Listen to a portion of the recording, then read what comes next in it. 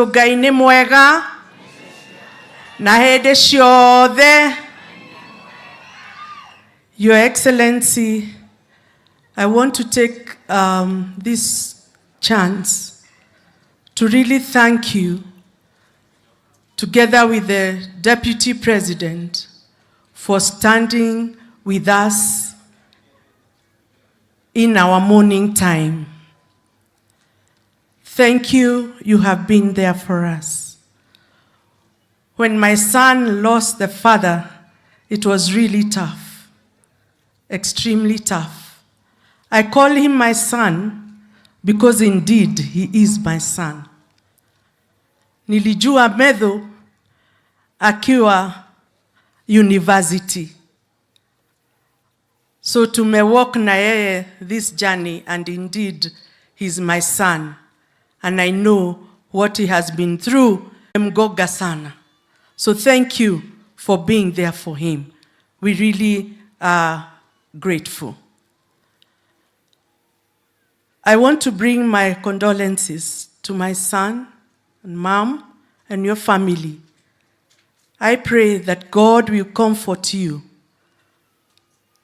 It has been preached here that God will walk with you, and indeed He's walking with you, because underneath you are the everlasting arms of God. So may peace prevail in your hearts. Asanteni sana, Your Excellencies, kwa kupenda Nyandarua. Indeed munatupenda. Asante sana. I want to really thank you, because during the time of Christmas, we've had 3 accidents involving 3 families. Moja iko hapa tu Githafai, where we lost 3 children. The mother is in a coma and the father has been affected mentally. And I really want to thank you, because this morning I got a call from His Excellency, the Deputy President, who assured me that you are going to stand with those 3 families. Asanteni sana, tunawashukuru. The other 2 families, one is in Nyandarua and the other one is in Kalau. The one in Nyandarua, we lost 2 lives yesterday. And the one in Kalau last week, we lost 2 children from the same father. Thank you for standing with us. We really appreciate you very, very much. Kusema kweli, you promised that wewe ni wa kusema na kutenda. You came here, mkatuambia tuingie hii basi yako, that you are the professional driver. We believed in you, na tukaingia basi. Na kusema kweli, mumeshika hiyo. Monyitete kefarafio. Na sisi tuko hapo ndani. We know on the road, tunapata tu bumps tu kidogo. Lakini unatuambia mtulie, professional driver in control. So we have faith and we have hope in you.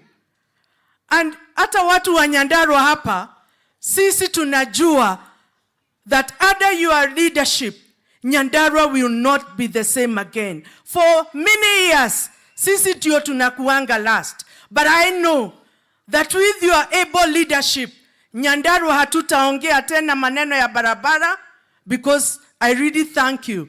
Unajua barabara zetu zote ziko kwa kichwa. Hata ukisimama hapa utatuambia ile barabara unakuja ku-lounge pale Oljororok. And thank you for accepting to come back. We know hata maji yetu hatutakuwa na shida tena, because professional driver in control. Thank you so much. We know watoto wetu watapata kazi.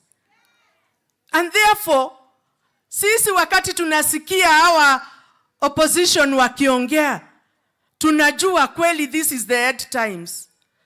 When the Bible says that they have eyes and they don't see.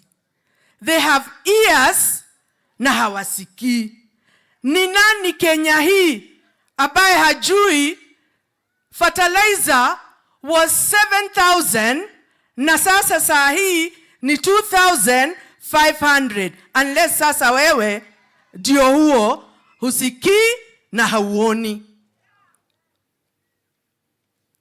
Ukichukua ushukani, hatukuwa na pesa. We only had 98 million. Imagine a whole country. Now we are saying we have been able to pay our debts as a country because our professional driver is in control. We are really proud of you. Na tunataka kuambia, here in Nyandarua, we have total faith in your leadership. We are holding you and we are praying for you because we know together tuko kwa hiyo basi yako na unatupeleka pahali pazuri. So thank you, thank you, thank you very much. Thank you for loving Nyandarua, and you are welcome all the time. Asante sana. Na huyu kijana wetu kwa kweli alitusumbua sana tukitafuta kura. You know, he's always been my friend. And even then, alikuwa rafiki yangu. Mi singeweza sana kumgonga. Nilikuwa nalete His Excellency, the Deputy President, Dede Nyoro, wa deal na yeye perpendicularly. Lakini alitushinda bana. And sahi alisema hawezi kuwa bali na sisi. He's with us now. He's working with this government 100%. And we are supporting him. Na amekuja kwa sababu hakuna Jubilee.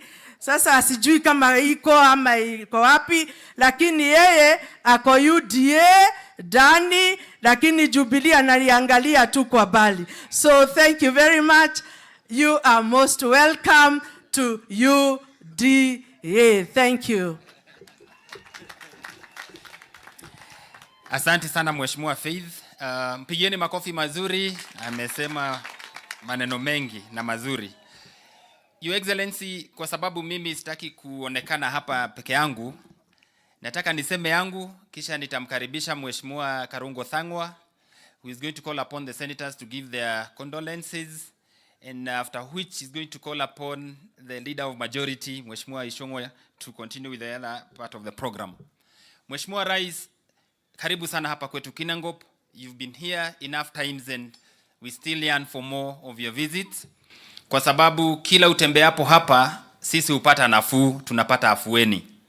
Mimi kama mjumbe wa Kinangop, unajua kwa kweli, I am 100% loyal to your government because I believe in your leadership and your deputy in as far as the economic transformation of this country is concerned. I subscribe 100% to bottom-up economic transformation agenda. Na hivyo ni kusema ya kwamba watu wanasema maneno mengi na ni kweli siasa zitapigwa mpaka Yesu warudi. But I can tell you for sure, based on what you've been able to do within that short time that you've been in office, you've been very intentional in as far as transformation of this economy is concerned. Mimi kama mbunge wa Kinangop, kuna jambo limoja tu napenda nikuambia Mheshimiwa Rais. Hawa ni wakulima wa maziwa. And I look back 10 years of Jubilee government, and I want to tell you today, Your Excellency, maziwa wakulima hawa waliuza hasara miaka 10. Hapa tumeuza maziwa hata shilingi 19. Tukajaribu kupiga makelele, lakini haigefika mahali because the governors of this country as at then had interest in that industry.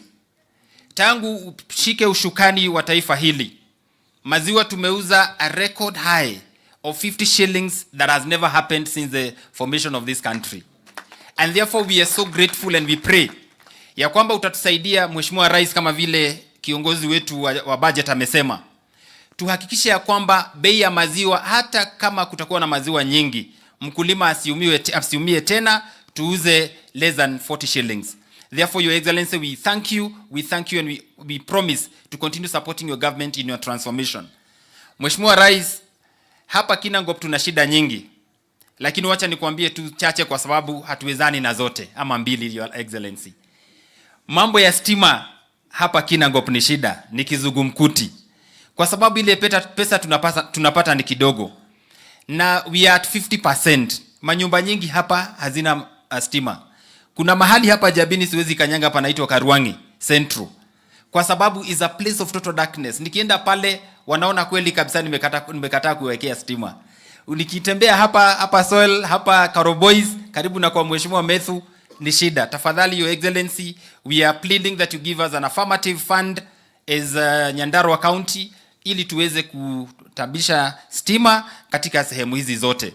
Jambo la pili na labda la mwisho, Your Excellency, kuna barabara ambazo zimeanzishwa na hazijaweza kwenda mbali sana, kama hii barabara ya Ihithe kwenda ya Donyojeru Ihithe is a Mau Road as a Christian. Mheshimiwa Methu amekuwa mbele sana, amesukuma, lakini tunaomba ya kwamba uingilie kati, Your Excellency. It's a very important road. Inaanza mahali panaitwa Mwendado kwenda Karati, kwenda mahali kunaitwa Mwenyaka, kwenda mahali kunaitwa kwa Shem Mozet, iende ipite mahali kunaitwa kwa Balam, iende mpaka Nyeri, and it's a very important, so dear road, it's such a dear road to us as the people of Kinangop. Na ile ingine kuna mahali ulisimama hapa karibu tu panaitwa kwa Haraka.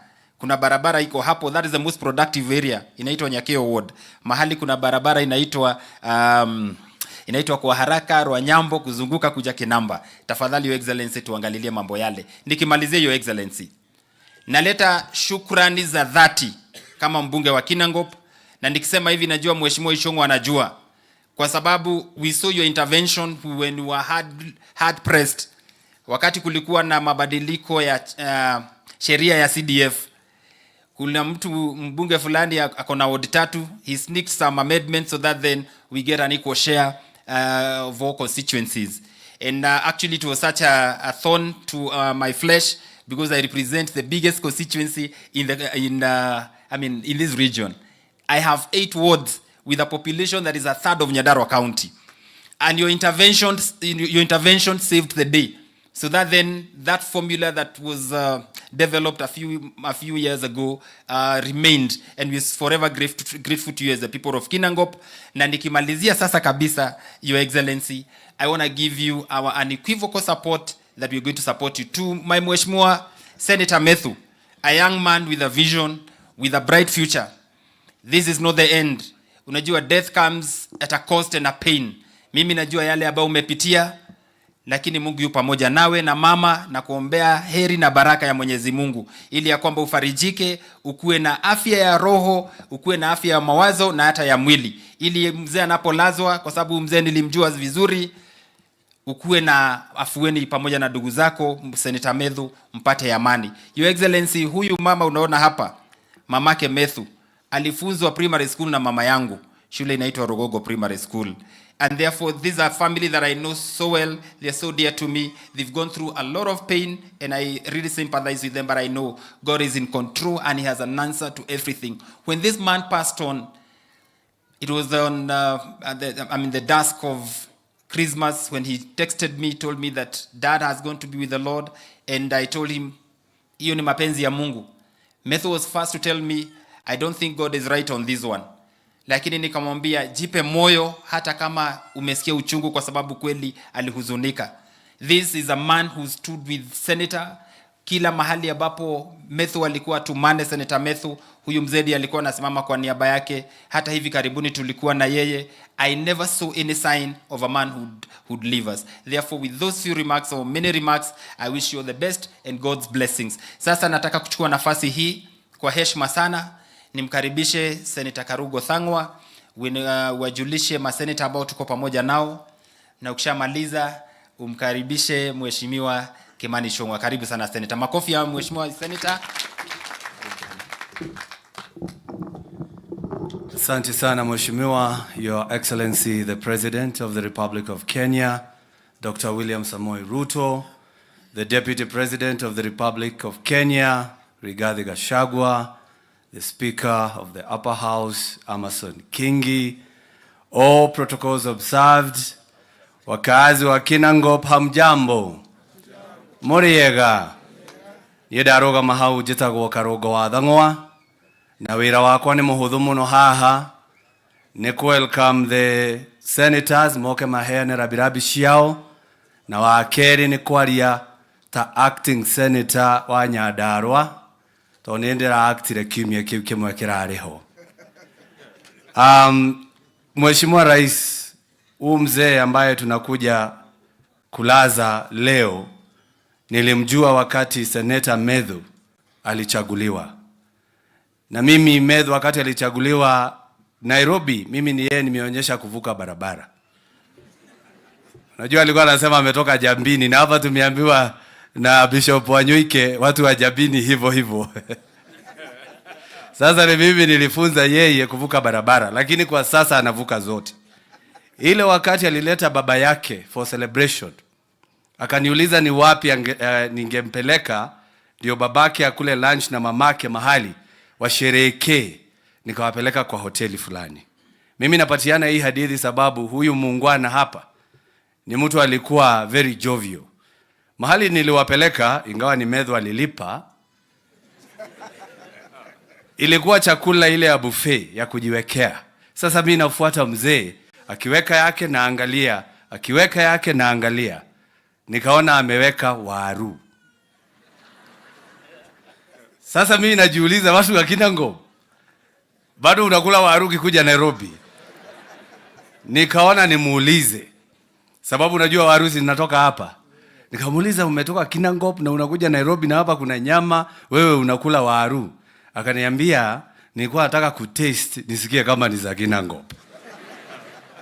Kwa hivyo kuanzia hapo tukaanza kumuita potato tester. Unajua kuna coffee tester, tea tester, wine tester. So here lies the potato tester. Alikuwa mzee jovial.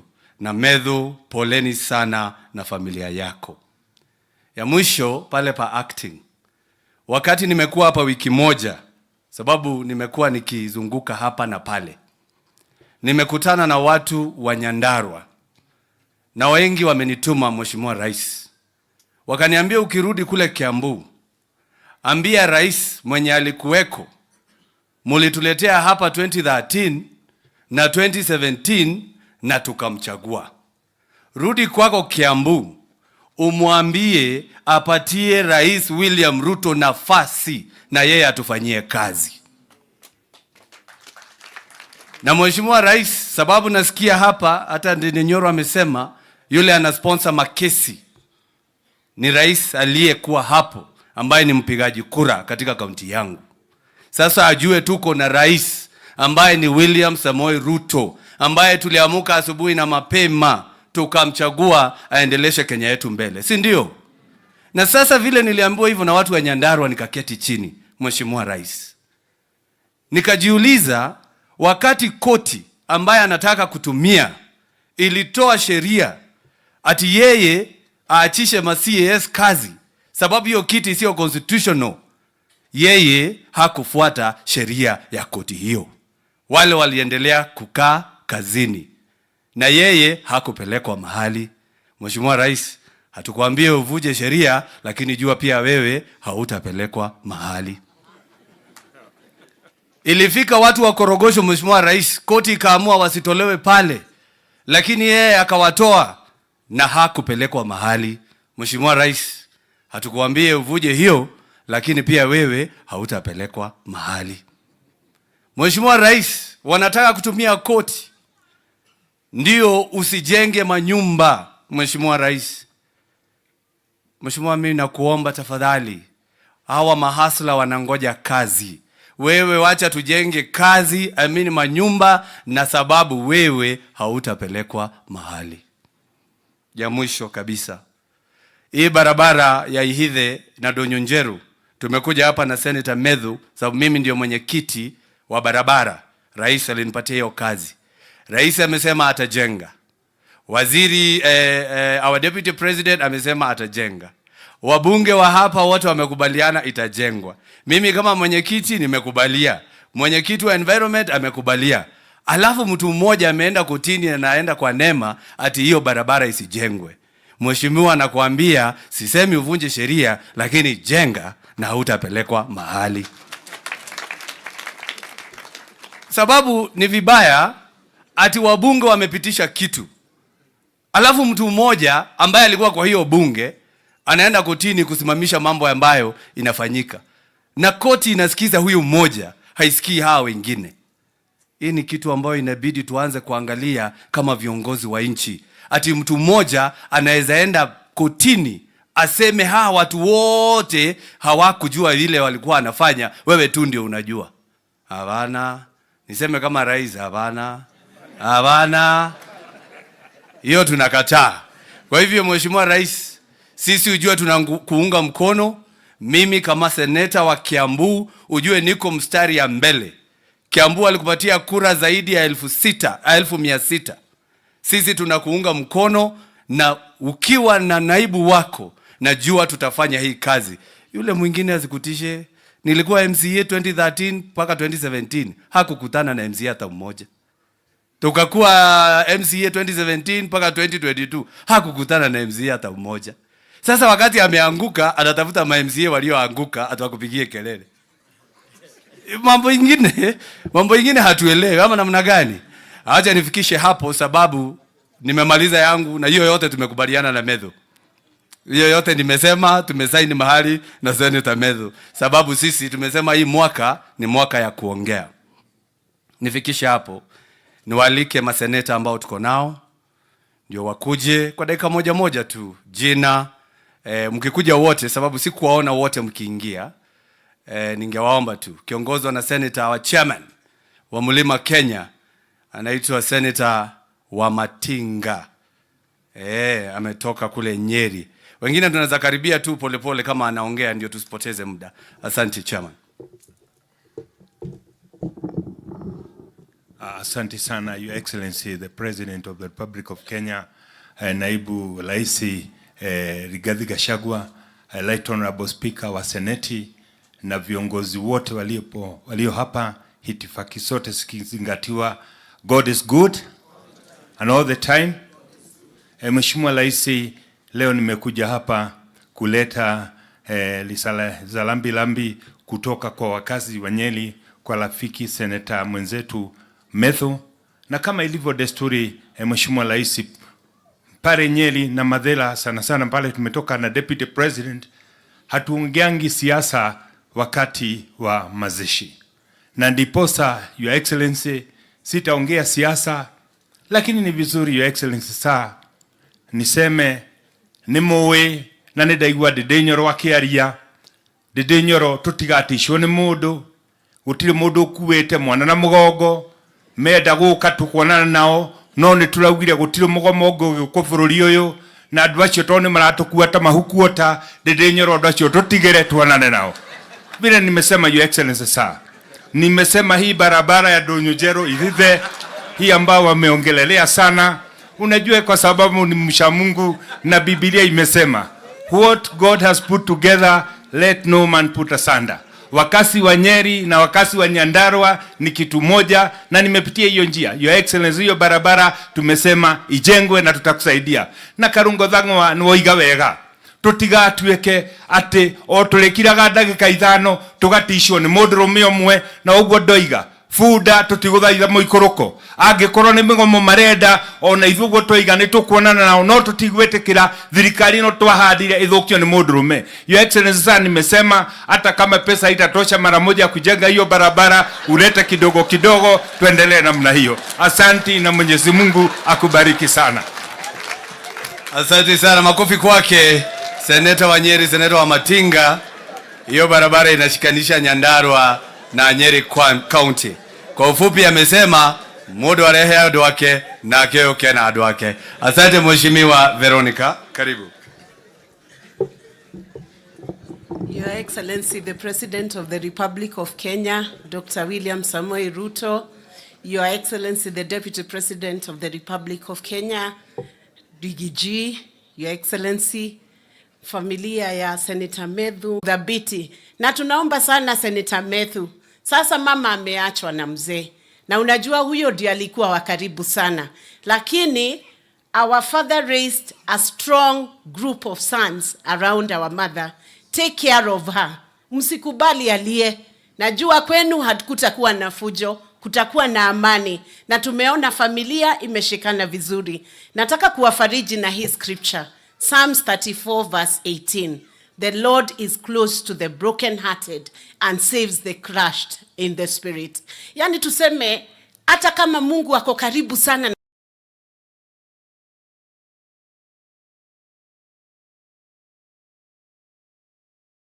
na sisi, akiona uko na hii makesha pale sitam, because God is giving us new territories even as a nation. Huu mwaka nimeamua mimi kama Mkenya, I will be positive. I will support the government because God has given our president, the deputy president, the cabinet and the government a cool 5 years. Miaka mingapi? Miaka mitano. Tunataka kusupport serikali ama tunataka tuiteremshe chini? We will support the government and we are standing behind you, Your Excellency.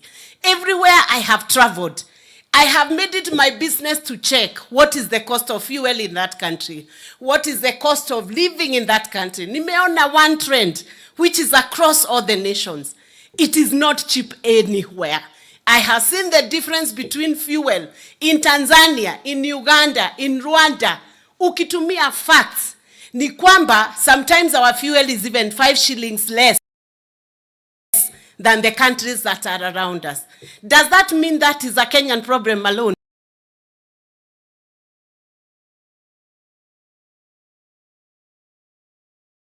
Sini yetu sisi zote duniani.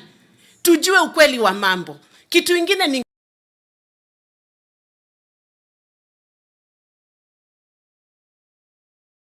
are waiting for investments to be brought to our nation. Post positive and God will lift this nation. Mbarikiwe sana na tunasimama na familia ya Senator Methu pamoja na mama. Asante sana. Thank you very much. Pigeni makofi. Senator Veronica nominated kutoka pande ya Murang'a. Now going next to anasemanga yenu wa hapa kwenu, anaitwa Senator Karen Nyamu. Karibu, mpigeni makofi.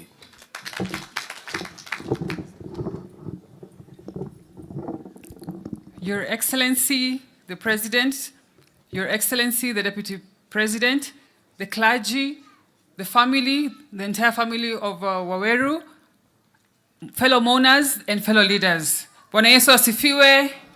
Murega. I am here to mourn with my colleague and friend, Senator Methu. And Senator Methu, you are also my senator because I have very strong ties with this county. You know, Samido is from here and he's right here. Na hata Christmas nilikuwa hapa, nimekula hapa.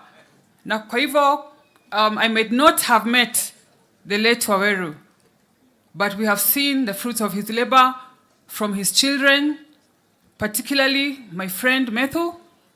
And I think I have an idea the kind of man he was, and maybe he didn't take things too seriously, just like his son, Methu, likes to joke all the time. I'm not sure, but I can just imagine because of Methu.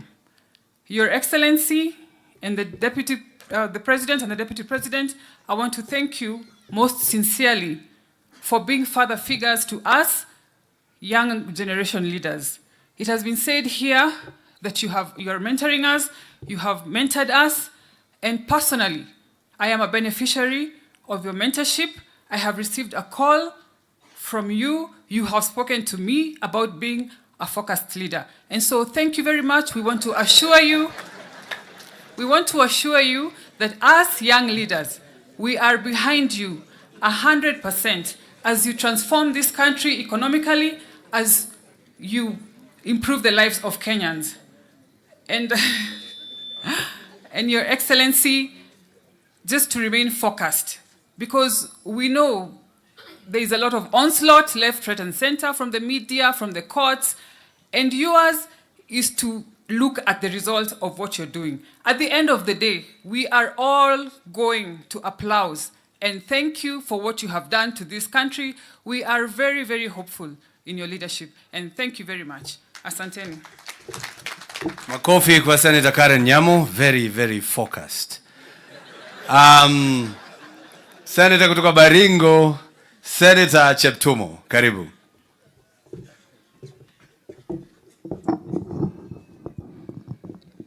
Your Excellency, let me confirm Nyamu is indeed focused. He's actually my vice chair.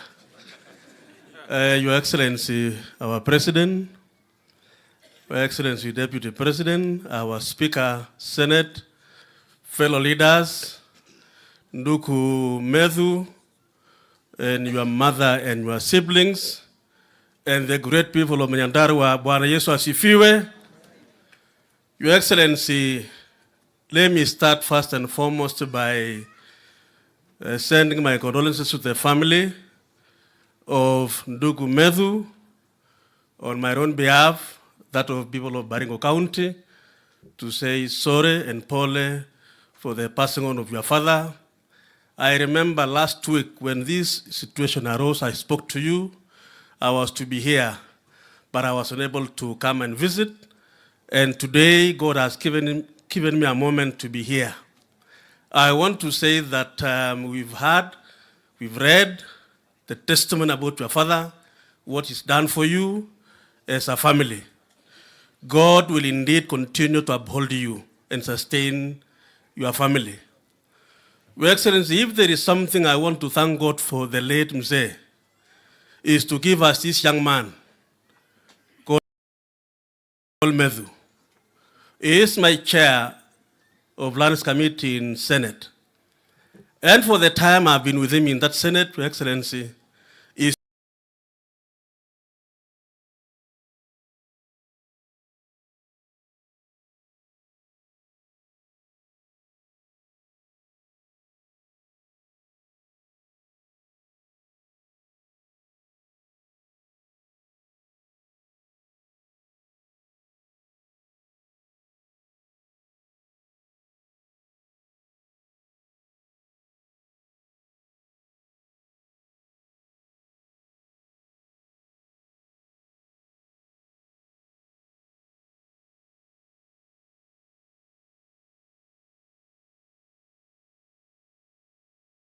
been able to happily prosecute the agenda of this county and our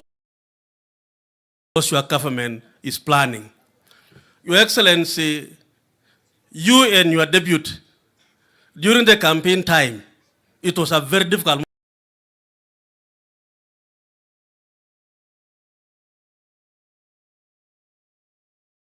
moment. But Your Excellency, these people from Central Kenya, let me say that, Your Excellency, because I come from Rift Valley. I want to very sincerely thank you, Your Excellency, because you and your deputy, you've been able to unite this country. Today, we have no division in our country. We are one nation, one people. And I want to pray that God will continue to uphold you, give you the wisdom, give you the knowledge, so that you lead our country as united. I want to thank you and say, Methu and your family, pole, and God will bless you as we move forward. Thank you. Thank you very much. Makofi kwa Senator Baringo, Cheptumo. Sasa tumebaki watatu, tumaliza dakika moja moja. Unajua Senator Kenywa nilisema wote mkuje ndio niweze kudivide time. Sasa mmekuja wakati nimemaliza. So hiyo ya mwisho ni yenu moja moja. Karibu sana hapa.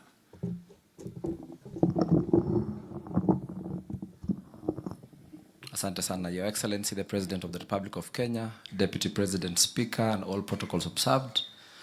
Watu wa Nyandarua, Njambini, Bwana asifiwe sana. Mimi kwa majina naitwa Senator Alan Kiprotich Chesang, Senator kutoka Trans Nzoia County, na nimekuja hapa kwa sababu ya rafiki yangu Methu, ambaye is the youngest senator in the Senate. Many people confuse me for being the youngest, but senator ndio kitina member wetu. Mara mingi akiulizwa kwa nini yeye ni mdogo lakini anakaa mzee, anasema ni kwa sababu ati si kupenda kwangu, lakini ni kwa sababu kwa mahali ninatoka. So kando na kulia mzee leo, nimekuja pia kuona mahali huyu ndugu yangu anatoka. Na leo mimi ni siku ya, naweza sema, huzuni, pia kumsherekea huyu mzee. Imenikumbusha vile ndugu yangu Ndini Joro amesema, wakati wa kura mlikuwa mnatembea kwa makanisa mingi sana kutafuta kura. Huko kwetu sana sana tulikuwa tunaenda kwa mazishi zaidi ya 6 kila siku. Wakati nilianza siasa 2015 mpaka mahali niko, tulikuwa tunatembea kwa mazishi kwa sababu iko na watu wengi sana kama wanasiasa kutafuta kura. So ulipata tulitembea kwa mazishi mingi sana kule Trans Nzoia, until one day, that was the 26th March 2021 when I lost my father. It was very painful to me. Niliwacha kutembea kwa mazishi kwa sababu ya mambo tu ya kutafuta kura na kuongea mambo ya siasa. Nikagundua I never felt the pain ya wale watu ambao wanafiwa until that day ambaye nilipoteza my dad and my mentor. So Senator Methu, mimi nasema pole sana. I know how you're feeling. I know how painful it is, but I'm sure we are praying for you. We'll stand with you. God will comfort you. And thank you, Your Excellency. Umewacha kila kitu yako ingine with the weather ile ambayo imekuwa. Hata mimi nilikuwa nikikuja hapa nasema, na rais kweli vile mandege imekuwa ikianguka hivi na hii weather atafika kweli. But you've risked. Na umesema umekuja kulia na Methu. Mimi nasema shukrani sana. Shukrani Deputy President and all the leaders who are here. Majirani wote, tafadhali asanteni sana. Let's keep standing with Methu. After here, please, let's keep calling and checking on Methu. Na pia kwa kumalizia, Your Excellency, watu wa Trans Nzoia nimetoka huko wamekusalimia sana. Ingawa tunaona wivu kidogo, unapenda watu wa Nyandarua sana, Your Excellency. Ile mara umekuja hapa ni mingi, tafadhali kabla uende huko wamesema ni ororo. Tafadhali ile mahindi mambolea ulileta huko, kuja watu wakuambie shukrani. Ile mahindi tumekula huko, mahindi yote inakulwa mpaka hapa inatoka Trans Nzoia. Kuja tukuambie shukrani kule Trans Nzoia, na tunashukuru sana. Na pia tunasimama na wewe. Tunasimama na wewe with the difficult decisions that you're making. I remember one day in State House when hawa viongozi walikuwa wamesema wameleta shida kidogo kwa sababu ya ulichelewa kuwalipa. And you say the one thing, you will not borrow to pay their salaries. Na baada saizi wako hapa, umetushikilia, na tunashukuru. Endelea ku make those difficult decisions, and we know it is for the better of this country. Asante sana, Mungu awabariki, and happy new year. Thank you. Thank you very much, Senator Alan Chesang kutoka Trans Nzoia. Senator Joe Nyoto kutoka Murang'a.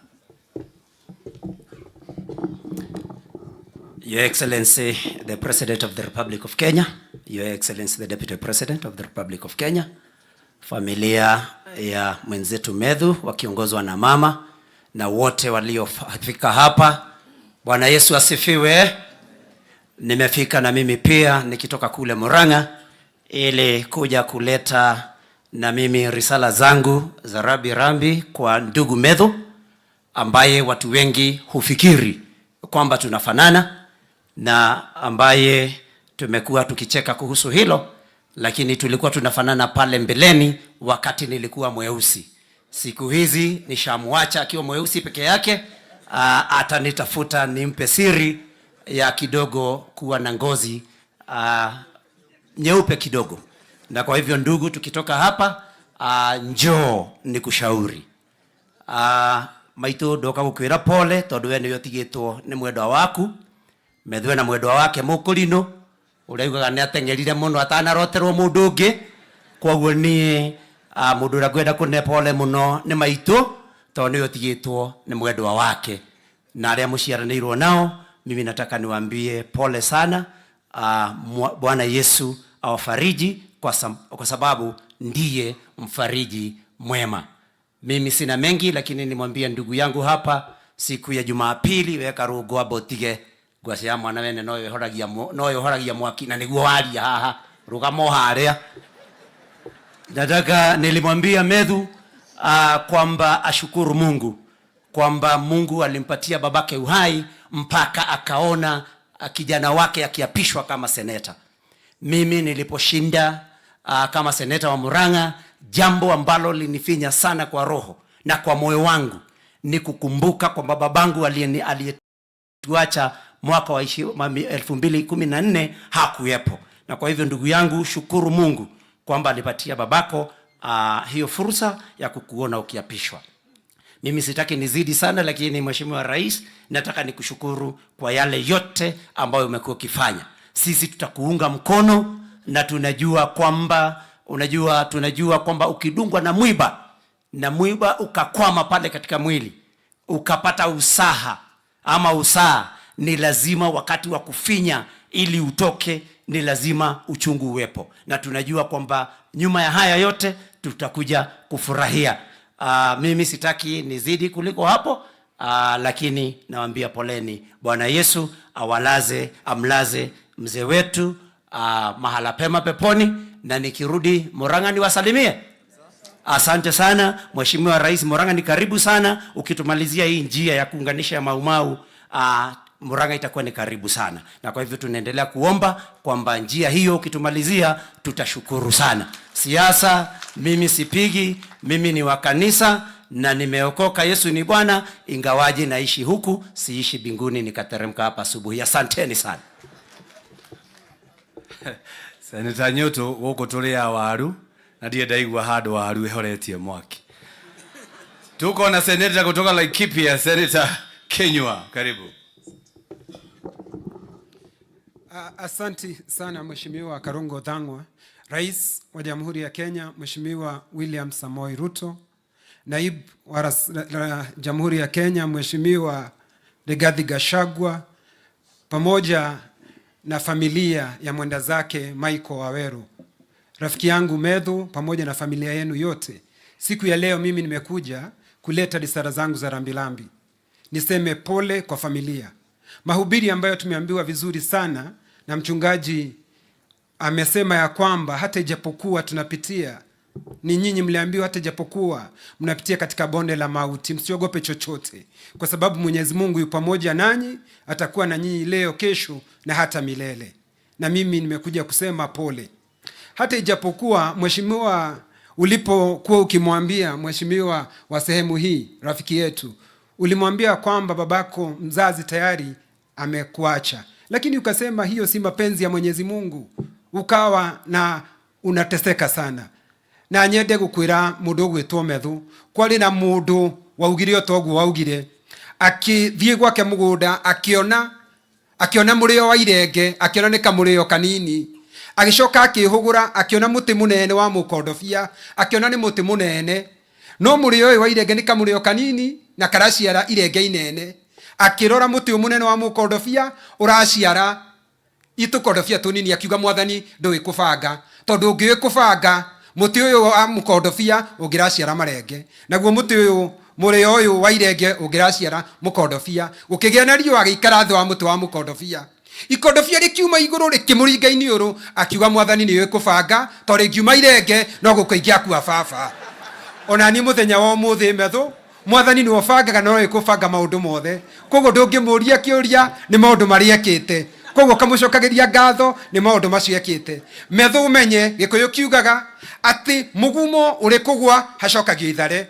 Uyu ni mugumo ni wagwa, we niwe ithare na ni uhanditwo, na ni wihandite wega muno, na ngagucokeria ngatho. Na mjua Methu kama kijana chupavu, amejitolea pale katika seneti, kila wakati anang'ang'ana kuongea mambo ya Nyandarua, na najua ya kwamba Methu ni kijana chupavu.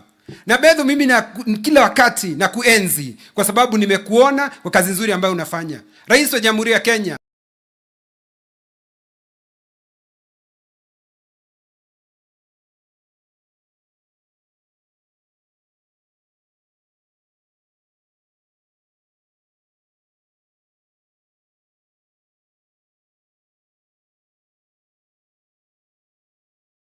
Speaker hapa akisema mswada huo utakuwa next week tayari katika bunge, ndio haya mambo yaweze kuendelea mbele. Lakini rais, nimesikia kitu kidogo hapa nikakanganywa kidogo. Nikasikia ndugu yangu mbunge akisema ya kwamba ati hakuna Mongiki. Mongiki iko. Mimi kazi yangu, mimi huwa napambana na hii Mongiki. 2017 nikapambana na Mongiki. Hii juzi karibuni nikapambana na Mongiki. Na rekei demwire Mongiki ndukamakie mundu ndaigwa marauga aterenda gutuika ati niwe kingpin. Ucio ndagathumbure mundu, ndimuinagia mucungwa, ngamuinia muthirigo, ngikinya kumuinia moboko meri na kuna ri akarigwo ni ikinya tondu na niĩ ni dawa yake. Waziri, nimekuwa nikiambia Deputy President Rais, nataka kunamwambia kwamba hili jambo la hawa vijana wetu ambao baada ya Deputy President kufanya kazi hii nzuri ya kupigana na pombe,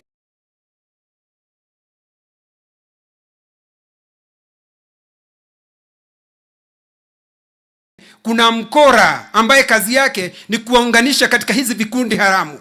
Na mimi namuomba waziri wetu wa usalama, kwa sababu ni mtu ambaye amebombea katika kazi yake, apambane na hii vikundi haramu vile ambavyo anapambana na hawa magaidi ambao wanaiba ng'ombe. Kwa sababu hata tukifanya kazi nzuri namna gani, halafu vijana wetu waingizwe katika sehemu ambazo hazifai. Rais, ndio niongee na hawa watu tafadhali. Ndamwira rekei ndemwire andu aitu family ya Methu ni ndenda kuka kumwira pole tondu gutiri ndu uma Ngai na thutha maundu mothe meka Ngai karire gitiini, na ngacokia ngatho ni undu wa muthuri uyu witu maundu macio ekite. Na ndaigua ndathoma eulogy yaku auga maundu maria urenda gwika ni maria muthuri uyu angiekire. Methu kiria kiri bata muno makiria ti miaka ĩrĩa guikara thi, ni maundu maria gwikira andu aguku Nyandarua. Biblia kwe kanjira atiriri Methusela akinina miaka makiria 900, no Biblia gutiri undu ugiaga Methusela ekire tiga guikara thi. Jesu akinina miaka makiria 33 na niekaga wega, akihonia kana kari ka Jairo, akihonia Lazaro, na nginya agikora andu maria nyotu akimanengera kanyamu ga kunyua. Andu itu kogo kiria kiri bata ni maundu maria ugwika wi thiini wa thino. Na jamani, kwa hayo mengi o machache, nataka kusema Mungu wa Isaka, Mungu wa Ibrahimu, Mungu wa Yakobo, Mungu wa Yusufu awabariki sana, pabariki asinsawata na mimi John Kenyo. Asanteni sana.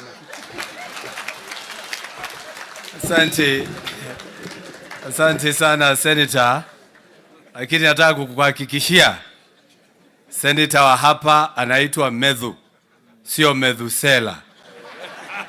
Yeye hana sela pale mwisho, ako na sera. Aya, tunaendelea vizuri na tuko karibu kumaliza. Protocol imeingia kidogo, kwa hivyo nikubalia niendelee, nimepatiwa hiyo nafasi.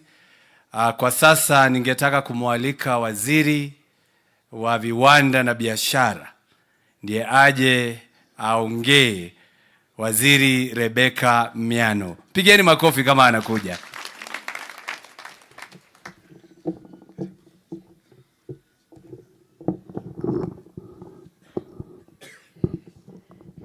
Your Excellency, the President of the Republic of Kenya, Excellency, the Deputy President, all leaders present, the family of the late Michael, ladies and gentlemen, nawatakia salamu za mwaka mpya. Happy New Year. Na pia kuleta rambirambi kwa familia iliyowachwa na mpendwa wao. Ombi letu kwenyu ni kwamba Mungu awapatie amani. Ile amani tunasoma kwa Biblia ambayo inapita akili ya mwanadamu. Ate maito Ngai akohe thayo uria utangimenyeka ni mundu. God to give you peace that passes all human understanding. After that, I would like to recognize some of the senior officials who have not been introduced. We have the government spokesperson who is here with us, Mwaura. We have the PS Roads, Engineer Mbogua. We have chairmen and directors of state corporations, and they are all here for this very sad moment. Having said that, Your Excellency, I want to tell you that the year 2024 we shall double our efforts. We shall work. We shall ensure that what we do is in support of your dreams and your transformation. You have told us in cabinet what you expect of us. I want to tell you, I do understand your dream. I'm very happy because history is made by people who were at first doubted, people who had good dreams. Your Excellency, you are making history. Laughter, praises, and other things do not make history. You're making history of this country. From where I am, the Minister of Investments, Trade and Industry will be right behind you to be part of the people who will make your history. We will put effort. We will ensure that we produce enough for use in our country to reduce imports. We shall produce enough to export. We shall support our industries, attract investments, and that's why the industrial spaces that we are working on, county aggregation and industrial parks, the EPZs, the special economic zones, will be there to support those three things: to reduce imports, to grow exports, and to attract investors. With all that, may 2024, for you, Your Excellency, and for you, the Deputy President, may God bless you. Pigeni makofi mazuri waziri wetu wa viwanda na biashara. Ningeomba seneta wetu Methu, yeye ndiye atakuwa akimalizia, ndio atupe shukran. Lakini kwa sasa kuna kiongozi ambaye amesifiwa sana hapa na viongozi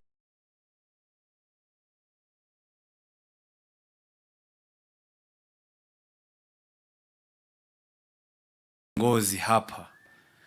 Gavana wa hapa anaitwa Gavana Badilisha. Andikia namwambia 2027 akienda kudefend hiyo kiti asitumie jina Badilisha. Wanaweza badilisha. Tunasema aseme rudisha. Ndio arudi hapo hapo. Karibu gavana. Asante sana.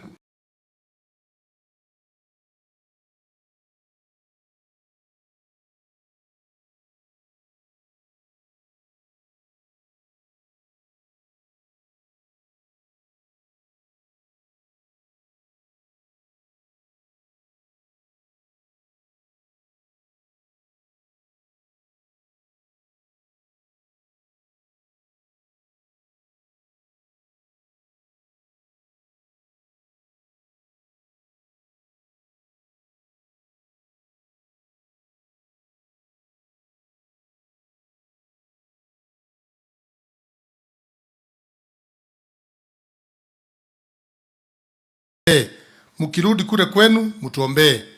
Nataka nichukue nafasi hii niseme familia ya Methu, poleni sana kwa yale ambao yaliwapata. Sisi tuko pamoja na nyinyi kama watu ya county, kama kanisa, kama viongozi. Na nishukuru pia huyu kiongozi anaitwa Methu, amenisaidia sana Your Excellency kuunganisha county hii. Unajua kaunti hii ilikuwa imeenda hivi na hivi, lakini vile tulichaguliwa na yeye na mama kaunti hapa kama viongozi, wale viongozi wa kaunti, tukakaa chini na tukaleta wale wabunge, wale MCAs wakiongozwa na speaker Bwana Wiganjo hapa. Na kwa hivyo ninataka kukuhakikishia ya kwamba Nyandarua inaenda vizuri na tutaenda mpaka mwisho namna hiyo. Nataka nijulishe viongozi wachache walikuwa wamesaurika. Tuko na deputy governors ambao wako pamoja na sisi. Nasikia deputy governor wa Nairobi yako hapa, Bwana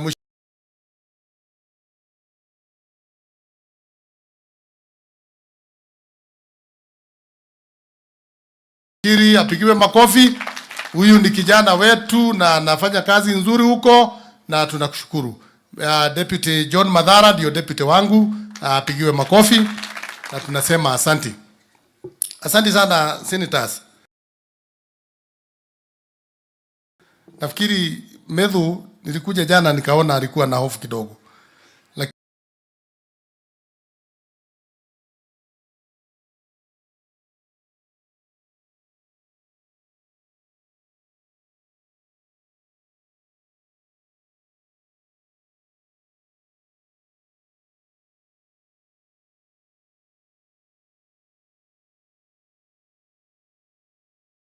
Kaunti yako, you have no time to come together and practice, but tumevo na wale senators muko hapa, muende muambie wale wengine kama Council of Governors, next time tukienda mkutano hamuta tushida football. Your Excellency, as I want to say kwamba yale mambo yanasemwa hapa, sisi kama watu ya Nyandarua tunataka kusema ya kwamba tumeona mazuri ya hii serikali, na ni wale watu tu ambao hawana macho ama wako na macho wataki kuona, wana masikio ama hawataki kusikia, kwa sababu Your Excellency, wakati uliingia na ukaona hali ya afya ya Wakenya, ukaintroduce kitu inaitwa UHPs. Bereni walikuwa volunteers, wewe ukasema hapana. Hapa in Nyandarua tuko na vijana 1300 ambao wana cover Nyandarua yote kule mashinani. Mtu akikojeka usiku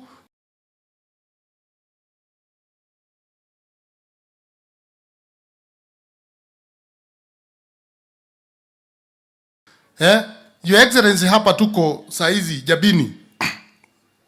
Hapa ndio tunajenga industrial park.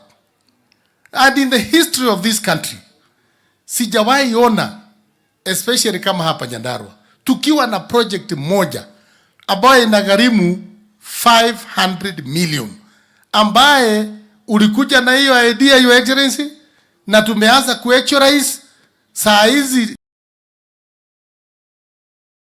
Contractor wetu wa Nyandarua anaingia next. Hizi mboga zote we are going to mop up and do variation, and people will have money in their pocket. So wale watu wanasema ati mambo iko hiyo pande hiyo ingine, I don't understand what they are saying. Your Excellency, Mheshimiwa wa Ndaragwa amesema kwamba Ndaragwa since 1993 haijakuwa even a single kilometer of tarmac. As we are seated here, testify 10 kilometers have been done. Na barabara inaendelea. Kwani watu wanataka namna gani? I think people must realize that this government is working, and with us Nyandarua here, we have hope in this government, and we are praying for this government, and we know that tutaendelea na tutaenda mbali. Ni kusema tu Your Excellency, yale machache ambao tumeongea hapo mbele, na mimi najua uko na mpango yake. Tuliongea kuhusu hii hospitali inaitwa Mama Mukami level 4 hospital, na waziri alituma watu walikuja wakaangalia, na sasa tunagojea sasa wafike ili tuendelee na hiyo hospitali. Your Excellency, pia nakumbuka tuliongea kuhusu Orkarao Stadium, ambaye pia waziri alituma watu wake na wakakuja wakaangalia. We are now waiting for the real job to start, na mimi ninajua hiyo mpango ni vile unajipanga, na hiyo itakuwa ni sawa. Tuko na JM Hospital ambaye Your Excellency tuliahidiwa hapo mbele. Hiyo hospitali tumengangana naye. It is the only facility in this county. We do not have a level 5 in this county because our level 5 ilienda Laikipia na senator hako hapa, na hatuna ubaya, wacha itibu watu huko tu, lakini tunaomba Mungu atusaidie hii yetu naye, na chairman wa budget ametingiza kichwa ni kama anajua iko kwa mpango. So tutaomba kwamba tusaidiwe hiyo.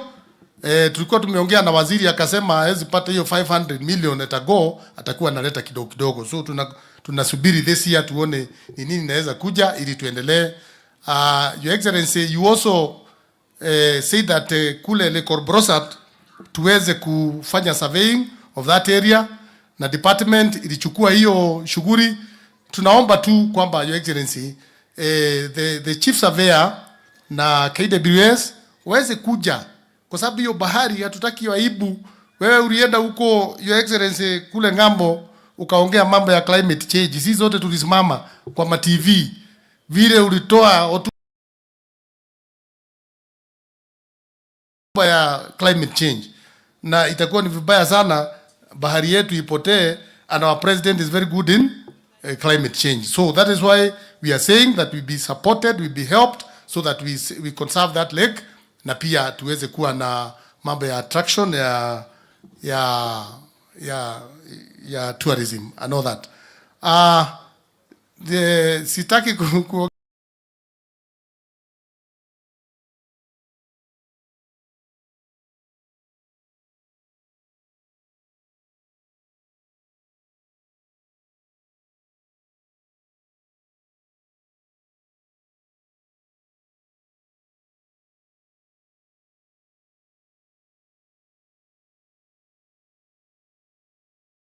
mambo mengi. Nataka tu kushukuru, tuko na municipality yetu ya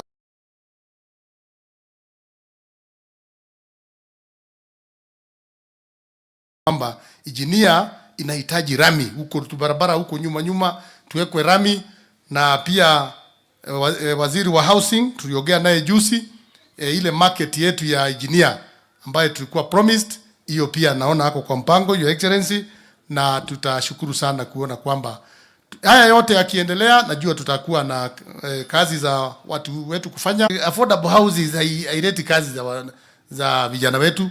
Already huko wanafanya, tunafanya 203 houses in Orkarau, we are doing 100, na wamesema wataongeza zingine 100, and this is very good for this country. Vijana wetu wanapata kazi na tutaendelea na hiyo. So nishukuru sana wale wote mmetutembelea, na Your Excellency, hiyo mambo pia imesemwa, mambo ya stima ni kweli, hiyo tulikuwa tumekuomba na mimi najua utakubuka. Mambo ya maji, Your Excellency, sisi tuli prosecute mambo yetu kwa Senate na chairman wetu ni Methu, na tukasema ya kwamba kwa vile maji yetu ndio inatumika kule Nairobi, na tunashukuru sana, tunapiga makofi, lakini sisi pia hapa tukubukwe, tuwe maji. Tuko na mradi inaitwa Centruk, na kuna zile damu zetu Pesi, Malewa, Keja zimekwama. Your Excellency, zikisaidiwa zifunguliwe, watu wa Nyandarua watashukuru pia, wakishare maji yao na watu wengine. Kwa haya machache, God bless you so much. Thank you. Makofi mazuri kwa gavana wa Nyandarua badilisha. Mimi yangu nimemaliza, wa mwisho ni Senator Methu ambaye atakuja ndiye atuambie shukran. Mimi nikirudi Kiambu nitasalamia watu ya Kiambu, na ile message mmenipatia nitafikisha. Na hapa mzee alikuwa mwanasiasa, tulikuwa na permission kwa kanisa tuongee zaidi, sababu pia yeye akishika microphone hakuwa anaachilia. Methu, Senator wa Nyandarua, mpigieni makofi. Ni modo weyo mereirie muno. Kwa hivyo karibu sana Senator.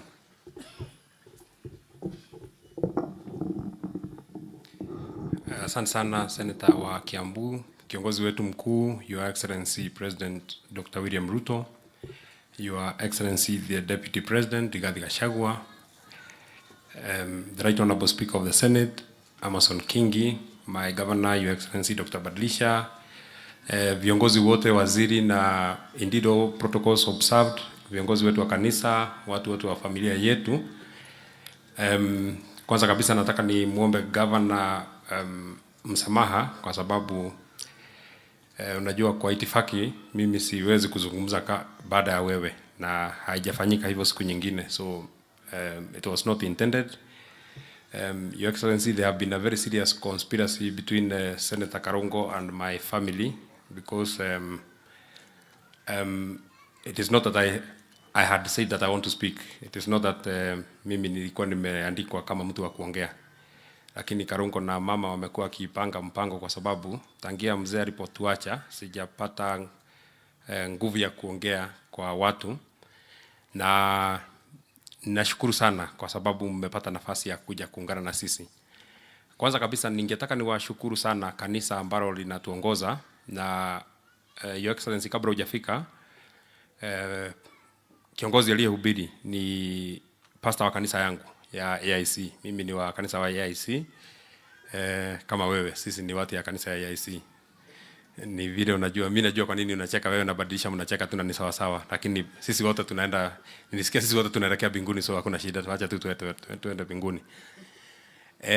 Lakini nataka nimpatie tahadhari pastor wangu wa kanisa ya AIC. Kulingana na maneno nimeona ya kanisa la mzee, pastor wangu wa AIC utaongeza majira kama unataka nirudi tena, kwa sababu ile kazi nimeona kanisa ya mzee imefanya.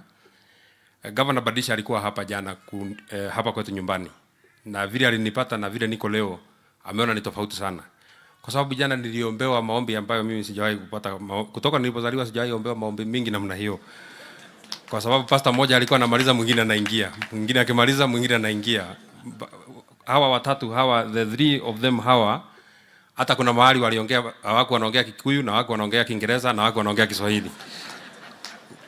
Hata mimi sikuwa nasikia hiyo lugha walikuwa wanaongea, lakini waliniombea sana. So na pia leo asubuhi wakati nguvu ilikuwa narudi chini tena wakaniombea tena zaidi. So sijui kama nitaenda huko, lakini asanteni sana kanisa kwa sababu ya kutushikilia sana. Viongozi hawa wa kanisa wamesema mambo matatu ama mawili ambayo mimi nimesikia. Kwanza kabisa, my dad was a Christian and a very staunch Christian. Alikuwa mtu ya kanisa sana. Mimi ninajua kwa sababu tumekuwa naye, hawa watu yote hata mwenye ametoroka kanisani wanajua, wote wamelelewa kanisani. Na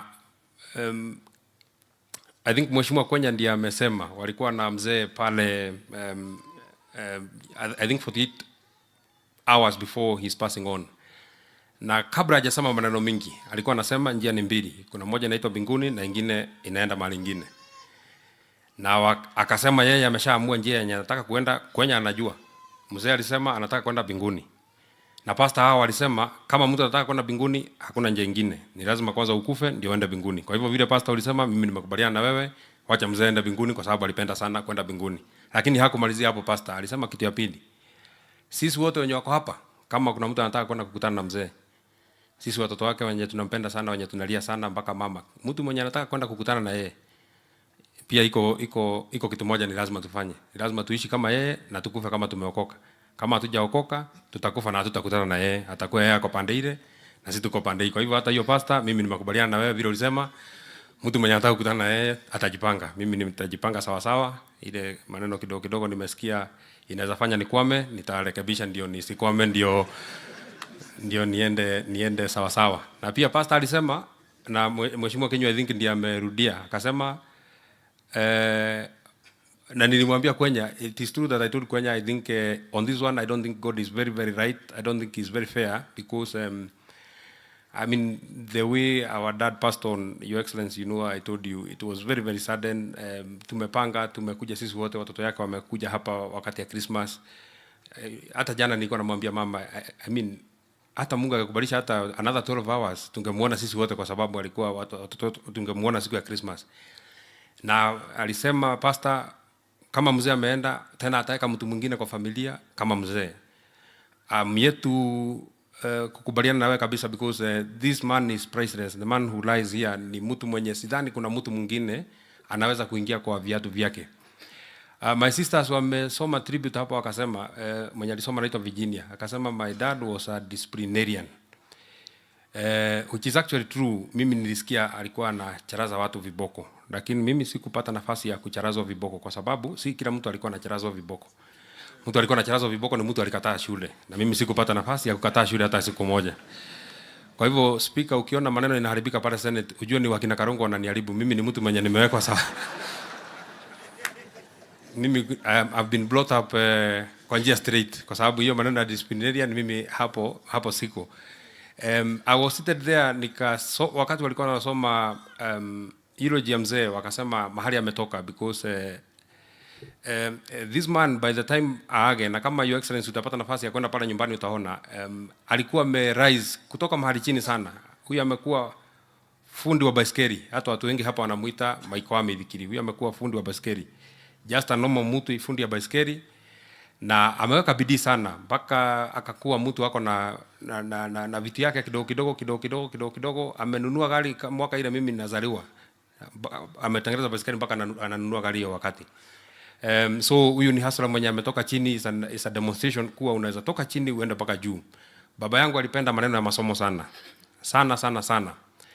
Out of watoto yake 9, watoto 7 wako na degree, na wengine walipata kwa nguvu kwa sababu walikuwa nakatazwa. Iko wengine pale mimi naweza taja mtu, lakini kwa sababu sitaki maneno iingie kwa familia, wacha mimi niwachie hapo, lakini iko watu pale walipata kwa kwa fujo hiyo yenye hata wenyewe wamesema si uzuri. Wamekuja hapo wakasema walikuwa wanawekewa kwa nguvu. Maybe I would not want to read that tribute that I wrote, but to just tell you the demonstration of who this man is, Your Excellency. Wakati mimi nilisema ninataka kuomba kiti ya kuwa senator, it is important nikwambia kwa familia yetu, kuanzia my great grandfathers, kwa pande yote mbili, pande ya mama na pande ya mzee, hakujawahi kuwa mtu mwenye ameomba maneno ya siasa. Hata hakuja kuwa mtu amekuwa hata chief, level ya chief, labda uongozi ya kanisa, lakini maneno lakini uongozi hii ya kuomba kura sijasikia mtu mwingine amewahi kuomba kura hapa kwetu nyumbani. Hata mtu mwenye anapenda kuongea mbele ya watu, si watu wengi sana walikuwa napenda mambo hayo. Na mimi mwenyewe sikuwa nimemuona baba yangu akifanya kampeni hata siku moja, kwa sababu najua yeye ni mzee ya kanisa, anajua maneno ya kanisa. I think that time alikuwa na kama wale wazee wengine wenye wanaona kama siasa ni ya watu wenye sio watu wazuri. Unajua watu wa zamani walikuwa watu ya siasa walikuwa watu wabaya, lakini siku hizi wako watu wazuri kutoka watu ya kanisa kama wewe walipoingia.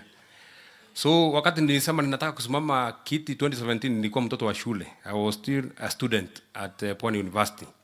So I didn't know how to tell mzee that I want to run for a political office. For some reason I just chose to run for Senate. Si kutaka kusimama president, siko na degree. Siko nataka kusimama governor, siko na degree. Siko nataka ubunge, nilikuwa naona ni ndogo. And I still hold that position, dindi that kiti ya ubunge ni ndogo sana. So nilikuwa nataka ile inatoshana na mimi, ile nilikuwa naona ile ya ubunge. That is why hata kama mnabishana mnasema ni upper house, is okay, hakuna shida, lakini mimi nilitaka kwenda hii yenye watu wengi wananiamini, watu wengi sana kama watu wote hawa wamenichagua.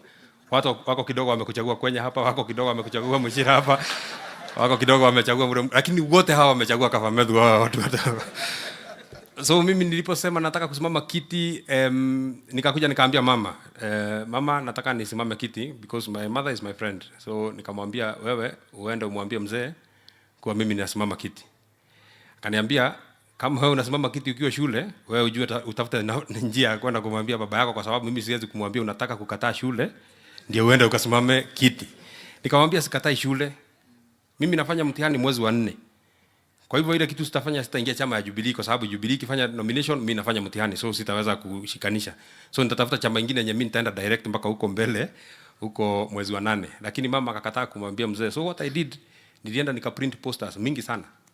Nikaenda pale kwa mlango yake nikaweka mingi na nikajiendea shule, nikarudi Mombasa. Ndio akiangalia poster aone kama ni mimi niko hapo na majina yangu imeandikwa hapo na kiti yenye nasimama. So anauliza mama, na hii mtu amesemaje?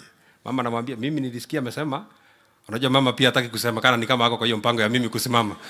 Anasema nilisikia hii mtu ni kama amesema anataka kusimama. Nilisikia ilichukua muda kama 4 days. Yeye akiangalia hiyo poster anarudisha. Akiangalia anarudisha. Mpaka akapata nafasi akanipigia simu, akaniuliza, nikamwambia ninaona ninataka kusimama. Akaniuliza pesa ya kusimama iko wapi?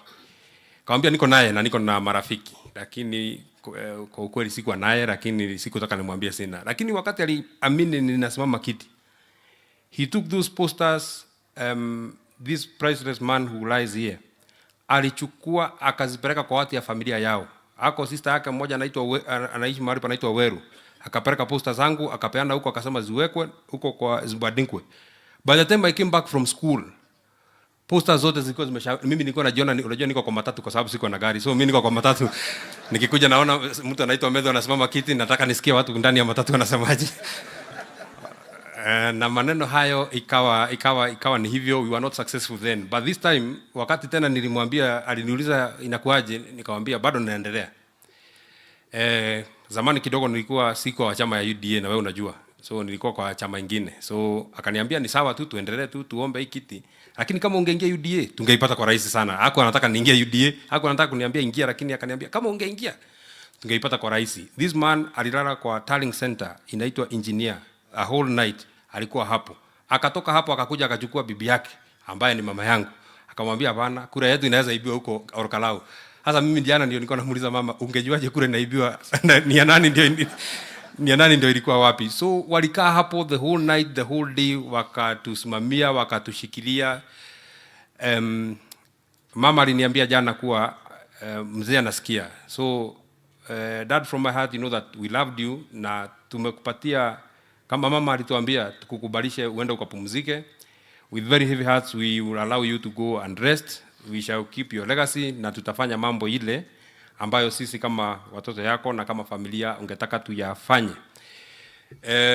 Your Excellency, utanikubalisha kwa dakika moja niseme tu kwa lugha ya ule mtu anaitwa Kinywa, kwa sababu ningetaka nimweleze mama jambo moja peke yake, kwa sababu aliniambia mzee anasikia na watu ya kanisa wako hapa na viongozi wako hapa. By the way, Your Excellency, mama amesema kitu yenye ananiuliza kwa sababu ninaona kama rais anasikia baridi, naweza mpatia hii kikoi yangu ama askari yake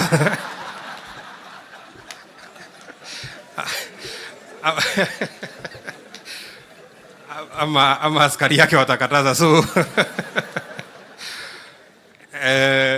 asante sana kwa kuja kuungana na sisi. Uguo maitu kuma kuri nie na ciana citu ciothe na nitwaritie nacio. Tutingihota kuikarira giti kiria kiraikaragirwo ni baba, no ni tukunyitana muno na umenyage ni tukwendete muno kuma ngoro-ini citu, na ni tugutungata muno matuku maria mothe Ngai egukuhe guku thi. Ni tugukwenda muno na ni tugukuhe thayu, na ni tuguthingata muno urumwe uria baba arendete, tondu ni arendete tutwarane na tunyitane muno, na gitio kiria turahete baba tondu ni turamuhete giothe turi kuheaga giaku na giake, na wendo uria turendete baba tugukwenda we, wendo wake na wendo waku, na ciugo ciaku nicio irikoragwo cie ciugo cia baba. Umenye ni tukwendete muno na ni tugukurora muno na ni tugutungata muno makiria, na ni tugukukenia muno. Ni njui ni urarigwo kana ni tukuhota gutwarana wega o uria uranjirire ira giti kiria kiraikaragirwo ni baba giguikarirwo ni Ngai. Mheshimiwa Rais, nilikuwa namwambia mama kuwa mambo hiyo itakuwa sawa sawa. So leo unajua mimi siwezi kusema maneno ya siasa. Ile siasa imesemwa na Karungo, mimi nimekubaliana nayo, hiyo ndio siasa hiyo yenye amesema. Hata hiyo Dindi amesema, na ni vizuri sana Dindi na mtu anaitwa Ichung'wa amekuja, na Rais William Ruto amekuja, na Rigathi Gachagua amekuja. Because mama anajua wakati any of these four leaders wenye nimetaja wako Kiririmbi, hakuna mtu mwenye anaweza karibia remote ya pale nyumbani. Mzee alikuwa anapenda these men sana, alikuwa ananiambia ukue mjasiri kama Dindi. Kwa hivyo kama Dindi amesema tunafanya maneno huko, mzee alisema niseme vile ulisema, so hata mimi nafuata vile ulisema. Mimi nafuata tu maneno ya mzee vile umesema. Kama Karungo nimesikia mko na shida na mpiga kura ya kwenu, vile mtangangana na mpiga kura ya kwenu, mtapanga vile mtashughulika huko, lakini hata sisi tulikuwa na mtu alikuwa anatusumbua hapa, na mimi nilikuwa nampiga kura, alikuwa anavaa sufuria kwa kichwa, na sasa unaona siku hizi mimi nimeshapanga yeye. So na wewe upange mpiga kura yako, watu wote waache kusumbua rais ndio tuende mbele. Lakini Your Excellency, kwa sababu ile siku tulikuwa hapa kwa mama Mukami Kimathi, tulipangana kazi na tukafanya sawa sawa. Mimi unajua nimekatazwa leo, Deputy President anajua. Nimeambiwa kutoka leo nisirudi kutaja barabara inaitwa Ndunyunjeru kwenda Ihithe, kwa sababu nikiitaja tena itaitwa ni kama jina yangu. Mtu anaweza niita John Muhia Kafamethu Ndunyunjeru Ihithe. So kwa sababu ya ndio uniokoe kwa hiyo maneno, mimi ile nusu uliniambia nikafanya nilishafanya. Haujasikia wanyama kama wanapiga kelele. Mimi uliniambia niende nishughulike wanyama, nishughulike maneno ya environment, hiyo tayari nimeshafanya. Kitu inabaki ni wewe. So isipojengwa watu ya Nyandarua mnajua mimi tayari yangu yenye niliambiwa nusu nimeshafanya. Nusu nyingine mdosi atafanya na tutamsaidia. Hatutakusaidia by the way, kwa sababu hatuwezi, wewe utajua vile utangangana naye, kwa sababu ni pesa inatakikana na hatujui mahali. Hatujui mahali hiyo pesa itapatikana. Hiyo hatutakusaidia. Hiyo wewe utajua vile utangangana na Mungu atakusaidia. Lakini ile kitu ya hapa tu, just one thing that I would want to ask so humbly. Governor ametaja St. Luke Water Project and I think Mama County ametaja, and Mama County I'm sure you are very happy kwa sababu asubuhi ulikuja ukaniambia nisilie mbele ya watu, na wewe umeona mimi sijalia mbele ya watu. Kwa hivyo mimi ni mtu mwenye ninasikiza maneno vile watu wananiambia. Kwa hivyo ukitaka nifanye kitu kingine wewe unaniambia tu vile unataka nifanye na nitafanya. Lakini kuna project inaitwa St. Luke's Water Project, Your Excellency. That project, unajua siku zote tumekuwa na shida ya Sasumwa. Na uliniambia na mimi niende nifanye investigation mzuri sana nione watu ya hapa watapata resource ya maji namna gani. That St. Luke Water Project ukiangalia design yake itapatia watu ya ward 4, ward ya Githafai, ward ya Jambini, ward ya Nyakio, ward ya Magumu, 34,000 households watapata maji. Na jambo la kushangaza, Your Excellency, ile pesa inatakikana hapo ni pesa kidogo sana. Hata ni pesa unaweza peana leo na maji yaanze kuwekwa. 1.7 billion, pesa kidogo sana ya watu ya Nyandarua. Hiyo hata si ile hata unaweza hata uwezi, hiyo ni kuambia tu dindi kwa ile budget wewe weka 1.7 billion. Hiyo watu ya Nyandarua ni watu yako, na nimesikia Chesanga na kasirika watu ya Nyandarua ati president anakuja hapa sana. Hata wewe watu wanakupenda, wewe unawapenda. So nyinyi mjifunze muongeze mapenzi yenu huko Trans Nzoia, ni kama imerudi chini sana. Si unasikia next week sijui ni Monday ama ni Tuesday tuko Jororok. Na hiyo wiki nyingine baada ya wiki mbili najua iko kitu itakuja hapa Nyandarua. Kwa sababu wewe unajua watu wanakupigia kura 99%. Si utakuja tu hakuna shida. Hata wewe mtu wa Trans Nzoia wapanga wapiga 99% atakuja siku nyingine. So na nyinyi mjipanga hivyo na sisi tumejipanga hivyo na tutaendelea hivyo. So Your Excellency, St. Luke's Water Project hiyo ukifanya peke yake mimi sina maneno mengine, hata sitashinda nikikwambia. Unajua tumeambiwa tusiseme na Matinga, hata sitashinda nikikwambia ulituambia utajengea barabara kutoka Kenamba kwenda Karangatha kwenda kwa haraka, hiyo ulishasema. Ile kutoka Mwendando kwenda Karate, hiyo ni Donyonjeru Hithe, hiyo sitasema kwa sababu mimi najua vile Faith amesema wewe unazijua zote. So nataka ni kushukuru sana Your Excellency kwa sababu ya usaidizi ambao umesaidia familia yetu. First of all kupata nafasi ya kuja. Just today kijana mwingine anaitwa Gathuri ameniambia kutoka 1963 Rais wa Jamhuri ya Kenya amekuja mazishi Nyandarua mara 2. Mara moja akakuja kwa Mukami Kimathi, mara ya pili akakuja kwa mzee anaitwa Michael Maigo Waweru. Hii ni heshima kubwa sana ambayo umetupatia sisi kama familia. Na mama tulikuwa tunaulizana na yeye, mzee akiamuka leo hawezi kuamini mpaka William Ruto yule mwenye amekuwa kisitaja siku nyingi amefika mpaka Jambini. So asante sana kwa nafasi ya kuja. Thank you very much Your Excellency the Deputy President for coming. Kuja kutufariji. Siku ile Your Excellency maneno ilitendeka 25th. His Excellency alinipigia simu na unajua simu zake si zile unashika kama umekaa chini. Sana sana simu zake ziko na kamoto fulani huwa zinaleta akikupigia simu kwa sababu unaweza kuwa umeshaenda kombo kidogo. Na ukienda kombo is not a very fine gentleman wakati umeshaenda kombo lakini siku hiyo alisikia mtu tofauti. Akajaribu kuniongelesha kunizungumzia mpaka akasema tafuta mtu mwenye nitaweza kushika ile maneno yenyewe unasema.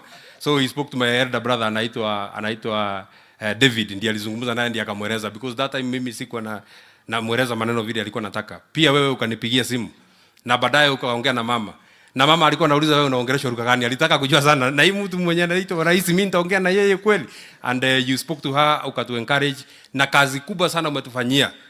Hii kazi kama tungekuwa tunafanya kama tunalia ingetushinda. Umetusaidia sana. Pesa zenu mlituma na zikaletwa na Mama Faith, zikatusaidia kama familia. Kazi hii yenye imefanyika hapa nyinyi ndio mmefuatilia. Mimi nimeambiwa tu kazi yako ni kulia na kukuja mazishi. Kazi nyingine yote mmenisaidia. Kwa hivyo asanteni sana kwa kazi hiyo ambayo mmenisaidia. Thank you very much the right honorable speaker for coming. It's an honor. Governor alikuja kama amekimbia nyumbani na akakuja akatufariji. Waziri alinipigia the first day. His Excellency Deputy Governor huyu amekuwa kila siku amekuja. Mama Faith huyu ndiye amekuwa coordinator wa bunge. Huyu Mama Faith ametufanyia kazi mingi sana. Lakini hiyo yenye ulisikia kiniita my son pia anaitumia kwa njia nyingine. Wakati anataka kukaza nati ndio ananiita my son sana, hiyo ndio anaongeza sana. Dindi ameshakuja nyumbani, Mheshimiwa Speaker pamoja na MCS wote. Thank you very much Mheshimiwa Deputy Governor. Thank you Mheshimiwa Mkuji alishakuja mpaka nyumbani. Huyu mwenye anaitwa Kwenya amekuwa ana coordinate wa bunge. Na mmesema ile wakati ya kura huyu mtu alikuwa anasumbua watu. Kwenya is a good man, lakini unajua he was taking advantage.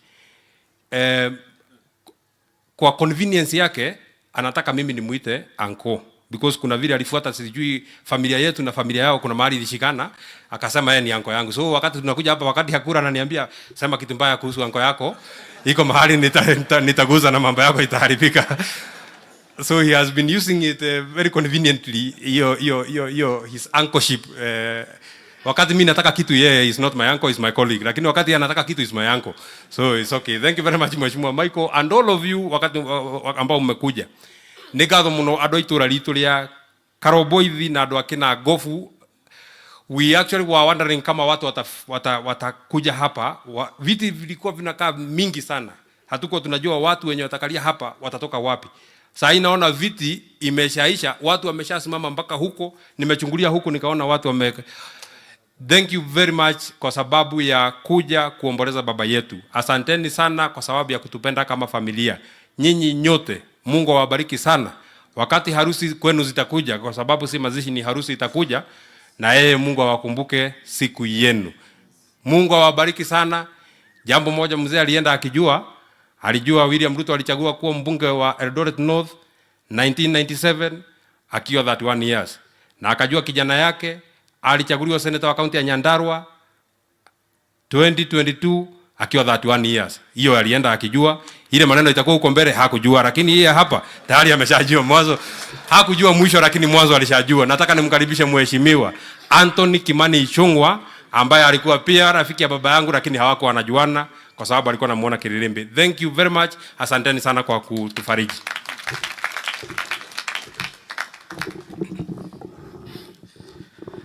Tumpigie Mheshimiwa Methu makofi tena. Mheshimiwa Rais, Naibu wa Rais, Spika wetu wa Senate, Governor wetu na viongozi wote na wakazi wa Kinangop, hamjambo. Muriega. Mwathani agocwo. Happy New Year. Juga Happy New Year sababu ndio mutugo. Mwaka ukianjĩrĩria kuga Happy New Year ona rĩrĩa maũndũ marituheire ũrĩa marituheire family ĩno ya Senator witũ Methu.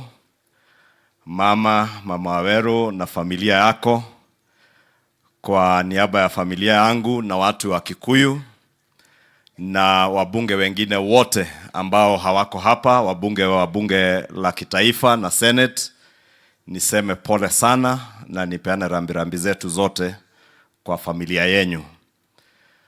Na mama ametuambia kwa tribute yake kwa mzee ya kuwa huyu mzee was a glue that put the family together. Na pia Methu amesema mama alimwambia ya kuwa Mwenyezi Mungu atakuja ajaze pengo ambalo mzee ameacha. And Senator, I want to confirm to you that what mom said is indeed true. Ya kuwa hata kama baba ameondoka, ambaye alikuwa ni glue iliyoshikanisha familia yenu, aliwezeshwa kufanya hayo yote na Mwenyezi Mungu. Na Mwenyezi Mungu mwenyewe anajua sababu ya kumpumzisha mzee wakati alimpumzisha, hasa ikiwa wakati wa sikukuu ya Krismasi na wakati ambao familia nyingi zinakutana kusherehekea sikukuu. The best we can do is to pray for you and your family that God will continue to console you as a family and give you strength to be able to forge on with life, even in the absence of your dad, husband to your mom, and a mentor, as you have said, to all of you as his children and other people in this community ya hapa Kinangop. Kwa hivyo tuwaambie pole na tutaendelea kuwaombea. Na muishi mkiamini ya kuwa hilo pengo mzee ameacha, Mwenyezi Mungu mwenyewe atalijaza. Na vile mama alikuelezea, kiti alichokuwa akikalia mzee, Mwenyezi Mungu peke yake anajua venye amepanga, na ataweza kuja akalie hicho kiti kwa nyumba yenu. And we can only pray that you continue to be united as a family vile mzee alitaka. And we are happy, Senator, ya kuwa umesema vizuri ya kuwa mzee ameondoka, lakini amewaacha nyinyi na amewaachia Mungu. Na najua kawaida kwa familia zetu, and I say that because I'm also my dad's last born son, na nimeona wewe pia ndiye kitinda mimba wa vijana wa mzee. Kawaida kijana kama Waweru, who is your first born, huwa ako karibu sana na mama. Na kijana yule last born huwa ako karibu sana na mzee. Na nimeona ya kuwa ni ukweli pia wewe ulikuwa karibu sana na mzee. Kwa hivyo wewe ujue kama pia kiongozi uko na jukumu kubwa zaidi kwa hii familia, kushikilia na kuhakikisha ya kuwa mmeishi pamoja vile mzee angetaka muishi. Kwa hivyo poleni, and may God bless you and rest the soul of mzee in eternal peace. Mheshimiwa Rais, viongozi wengi wameongea na mengi yamesemwa, na sitaki kurudia yale yamesemwa. Na Mheshimiwa Rais aliyekuwa spika wetu hapa Nyandarua, Mheshimiwa Wahome, aliongea juu ya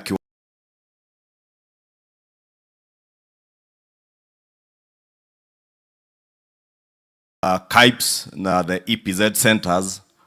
All those industries zitakuja kusaidia uchumi wa nchi yetu. Na hapa Nyandarua, vile Senator Karongo alisema, hasa hapa Kinangop mulijulikana sana kwa kilimo cha viazi.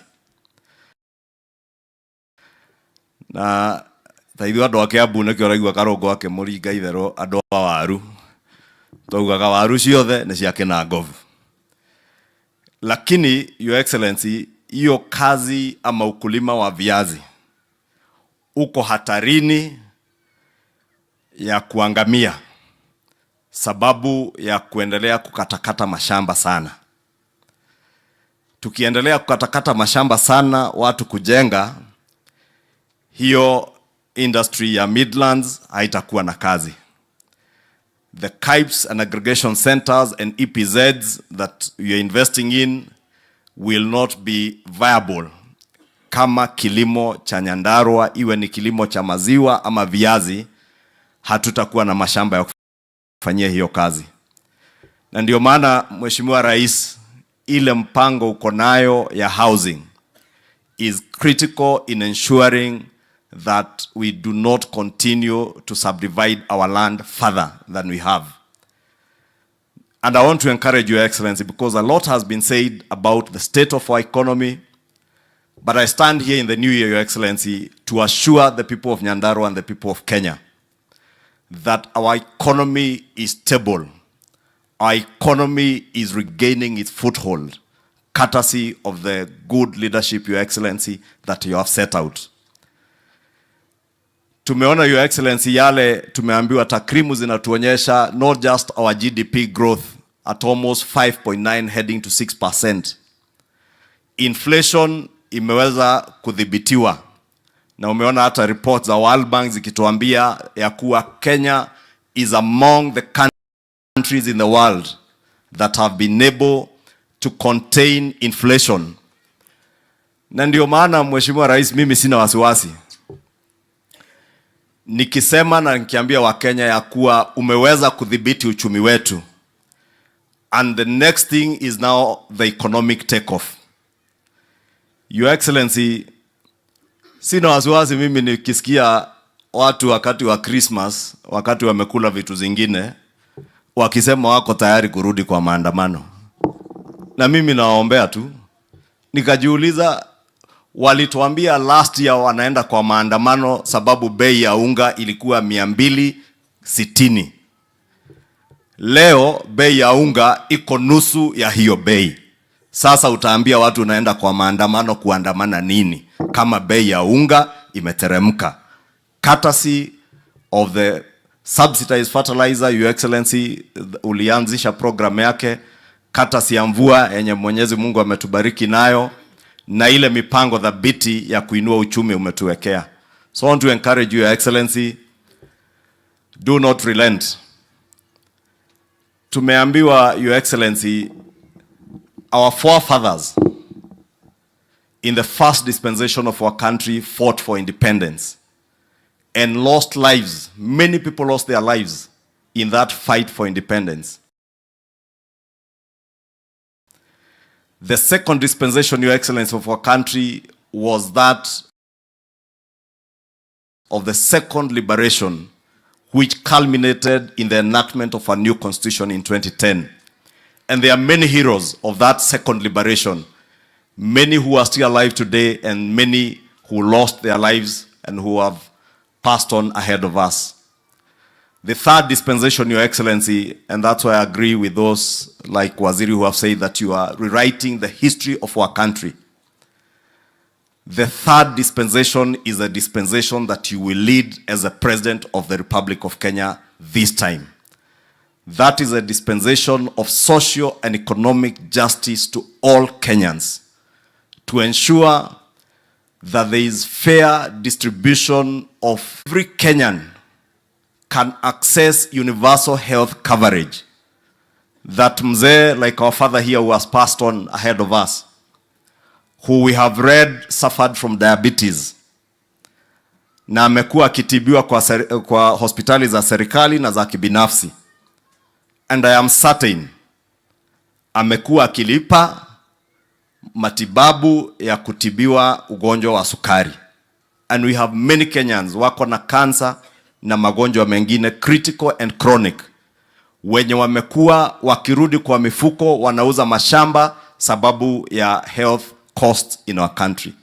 Your Excellency, as a governor has said, you have put in place a very good program under UHC, that under the Social Health Insurance Fund, sasa watu wataweza kutibiwa ugonjwa wa sukari, ugonjwa wa saratani, bila kulipishwa pesa zozote kwa hospitali zetu, ukiwa tu wewe ni member wa NHIF or Social Health Insurance Fund.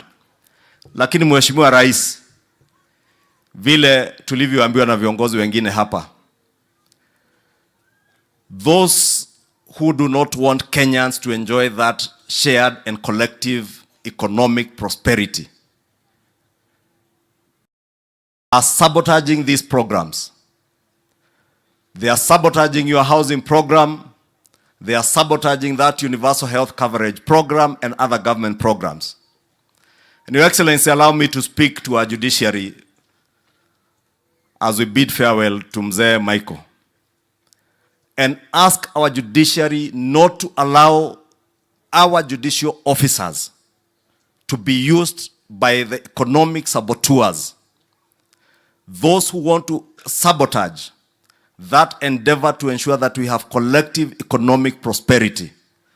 Let me ask our judicial officers not to allow themselves to be used by the cartels that are sabotaging the housing program, the program to ensure that all Kenyans access universal health coverage. Wale ambao wako kotini, Mheshimiwa Rais, ni wale ambao wamekuwa wakinufaika na uporaji wa pesa kutoka mpango wa NHIF, ndio wameweka makesi kotini. Wale wengine unasikia, wale Ndindi Nyoro wameongea juu yao hapa, the masters and architects of state capture, wale ambao walidhani ya kuwa Wakenya wataishi milele na milele kama slaves wao na familia zao. They are the ones today who are pushing the sabotage of the housing agenda. And Your Excellency, I said the other day, and they sent all their social media teams to descend on me, but I want to tell them today, Your Excellency, mimi hakuna mtu wa kunitukana kwa social media anaweza fanya nikose kukuambia ukweli. If through state capture wewe ulifanya a Chinese contractor ajenge nyumba 2,000, zaidi ya 2,000 affordable housing on private land, as we have been told, through state capture, Kenha, a state agency, inaenda kujenga barabara on private land, ili wewe ujenge your own private city, Wakenya waendelee kuwa tenants on your land. Your Excellency, I want to ask you, do not relent, never relent on the endeavor to ensure that the housing agenda becomes a reality. Those who are ahead of you, courtesy of state capture, sabotage that program so that they benefit themselves and their families. Your Excellency, you are now the architect of that third dispensation of our country to ensure that we have social and economic justice to all Kenyans, that all Kenyans can access affordable housing, young Kenyans can access jobs. Huyu Senator Methu, Your Excellency, unakumbuka na amesema vizuri. Na ni vizuri sababu ni kijana husikiza huyu senator wetu. Unakumbuka wakati tulitembea hapa mara kadhaa tukiomba kura, mkiwa na naibu wa rais, siku moja amesimama juu ya gari akiongea, ukaniambia mkiwa na Mheshimiwa Rigathi Gachagua, tafuta huyu kijana atoke kwenye yako akuje UDA, wakiwa na Mheshimiwa Karongo Wadhangwa. And when I spoke to both of them, Your Excellency, I can confirm, sababu Karongo alikuwa Secretary General, alikuwa na cheo kubwa kidogo pale kwa hiyo chama. Huyu Methu ndiye alikuwa wa kwanza kuniambia enda uambie rais mimi, sababu hata mzee alikuwa ameniambia the same thing. Mimi nimehama na nitaongea na Karongo tuhame pamoja, na wakahama wakaingia UDA. And that is why with God's blessings the people of Nyandarua elected him as senator hapa, na Karongo kama senator wa Nyandarua wa Kiambu. Mheshimiwa Rais, nimesema hivyo sababu ulisaidia huyu Senator Methu na Karongo kama vijana wawili wachanga wakapata kazi kama maseneta. But the bigger challenge in our country today is millions of young people, their age and below, who have no jobs. Those jobs can only be guaranteed if we actualize that housing agenda and all the programs, even those of manufacturing and industry, as Waziri has said, if they become a reality. I want to encourage you, do not relent, do not lose your focus on your agenda. Hawa watu wa kelele wewe tuachie. Mimi tukiwa na Dindi Nyoro na wale wengine na Senator Methu tutapambana na wao na tutamalizana. Wewe uendelee na kazi ya kujenga hiyo barabara ya Hithe, uendelee na kazi ya KIPES na ile ingine yote ambayo umepangia watu, including universal health coverage. Rais, ukumbuke tulitangazia wa Kenya kutoka Januari hii Kenyans will be able to pay 300 shillings kwa NHIF. Leo ni Januari tarehe 2, Kenyans cannot do that. Sababu wachache wameenda kotini kuzuia huo mpango. And I said, Your Excellency, the other day, we shall not, and I speak that now as a leader of majority in the National Assembly, and I know the Speaker Senate is here. We shall not allow, because we have seen a judge even purporting to injunct Parliament from carrying out public participation, which is a constitutional requirement. Your Excellency, as we have said before, we shall not allow both or either judicial autocracy or executive autocracy in this country, Your Excellency. And we say that as a people's representatives. It is a constitutional duty of Parliament to carry out public participation.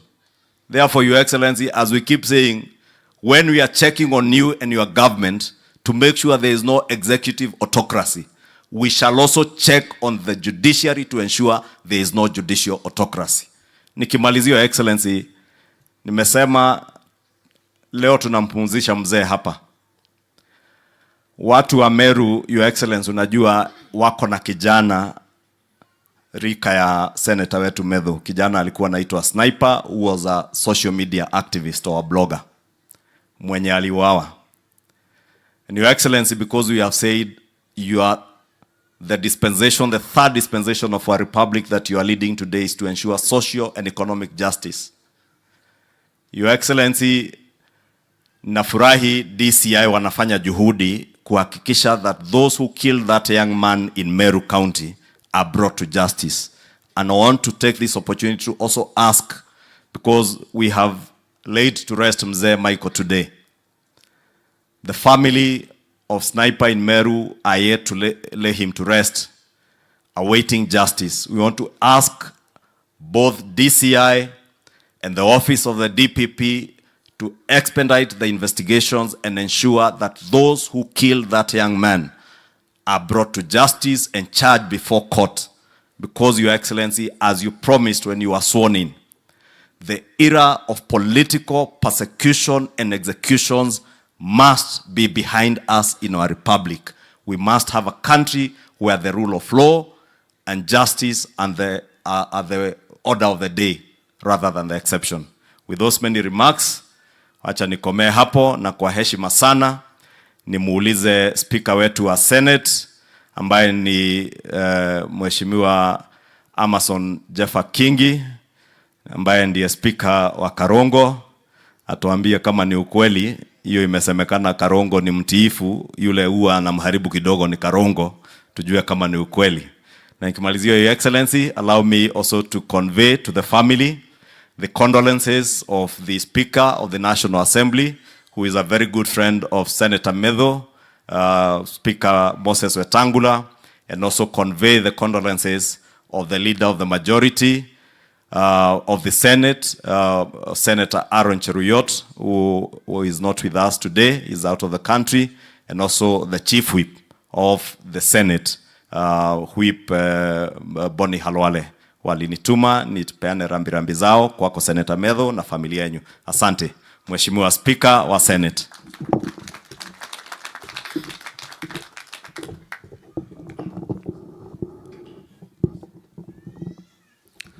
Rais wetu wa Jamhuri ya Kenya, naibu wako Mheshimiwa Rigathi Gachagua, familia ya mwenda zake kiongozwa na seneta wa Nyandarua, Senator Methu, na mama mjane, Mama Janet, governor wa Nyandarua, Mheshimiwa Badilisha, viongozi mliofika hapa, majirani, marafiki na waombolezaji wenzangu. Bwana asifiwe. Nimekuja hapa nikivaa kofia tatu. Mwanzo nimekuja hapa kama rafiki wa Senator Methu. Pili, nimekuja hapa kuwakilisha familia yangu, na pia kuja hapa kupeana rambirambi kwa sababu ama kupeleka rambirambi zangu kwa niaba ya Senate. Nimesema kwamba Senator Methu ni rafiki yangu. Ni kijana ambaye nilimjua wakati anasoma kule Pwani University. A very daring young man. There is a day he just walked into my office anatafuta msaada. He never knew me before. Alijua tu kuna governor wa Kilifi, and because he was in need, he decided to come and knock at the door of the governor, and that is the time I got to know about Senator Methu. Ni kijana shupavu sana. Senator Methu speaks very slowly, but he speaks deep. Maneno yake hayambatani na umri wake. He's like those young men that Chinua Achebe was describing. Kwamba you could be a young man, but if you wash your hands clean, you can dine with the mighty and the kings. That is your senator as Nyandarua people. And I wasn't surprised when I go to the Senate to see Senator Methu. Because hata kule Pwani alijaribu kutafuta viti vya the students organizations and universities. I remember he ran for one of those positions. Sijua alishinda ama alishindwa, but his task to lead actually started pretty early in his boyhood days. So nimekuja hapa kufariji rafiki yangu. Pili, nimekuja hapa kupeana rambirambi zangu na za familia yangu. Tatu, kuja hapa kupeana rambirambi za Senate. As a Senate, we live as a family. The joy of one senator is the joy of all of us in the Senate. And the pain of one senator is the pain of all of us in the Senate. Unlike the National Assembly, we are very few. And that's why we live as a family. Senator yoyote ule akipatikana na janga, we all of us come together and lend a shoulder to that senator so that they can lean on during those turbulent days. And that's why today we may not see all the senators present, but I want to assure Senator Methu that the entire Senate as an institution is here standing and praying and lifting him in prayer. Najua wazi kwamba wingu la majonzi limetanda katika familia hii ya Senator Methu. But Senator Methu is not the only person who's lost a dad. So has the Senate. Because that's how we live as a family. Na nakumbuka kule nakotoka kuna msemo mmoja, it's more profound when you speak it in my mother tongue, but of course none of you will understand. Kuna msemo kule natoka unasema kwamba muhimu bomukigba makindaga tongo ganagaya. How I wish I could render this in Kikuyu. But let me put it in Swahili, see whether you'll understand it. Mti mkubwa ukianguka, wana wa ndege ambao wanategemea ule mti bila shaka watayumba na watatapatapa. So to the family, we know Mzee Maigo ndalikuwa mgumo, ndalikuwa ule mti mkubwa anashikilia familia hii. Na kuanguka kwake bila shaka, this family will never be the same again. But Senator Methu, Mama Janet, and the rest, we are here to pray for you. Tumekuja kuwafariji na kumwombea Mwenyezi Mungu kwamba wakati huu mgumu awapatie nguvu ili wingu hili la majonzi muweze kulibeba. And that's why we are here, to give you that shoulder to lean on at this very trying moment. Nikimalizia sitaki kuzungumza mengi. Lakini nilipokuwa nimekaa hapa, viongozi wote ambao wamekuja hapa, hususan viongozi wa Nyandarua, hakuna kiongozi aliyezungumza na akamaliza mazungumzo yake pasipo kutaja mradi na kumwomba rais kwamba afanye kitu katika hilo mradi. Na si viongozi wa Nyandarua peke yake. If you take the president anywhere in this country and you give even a citizen the microphone, the first thing they'll say is, hospitali yetu, barabara yetu, maji yetu, shida zetu. But just like the leaders of Nyandarua, they will never go beyond telling the president, we need this money to fix this road. They will never help the president think how he's going to get the resources to build this road. Kuna barabara imetajwa hapa, kuna Midland hapa, kuna mambo mengi imetajwa. All those things need money. Na nisi pesa chache, ni pesa mingi. But nobody bothers to help the president, even in thinking how he's going to gate or marshal those resources so that that road can be fixed, so that this industry that has collapsed, Midland, can be revived. Nobody helps the president.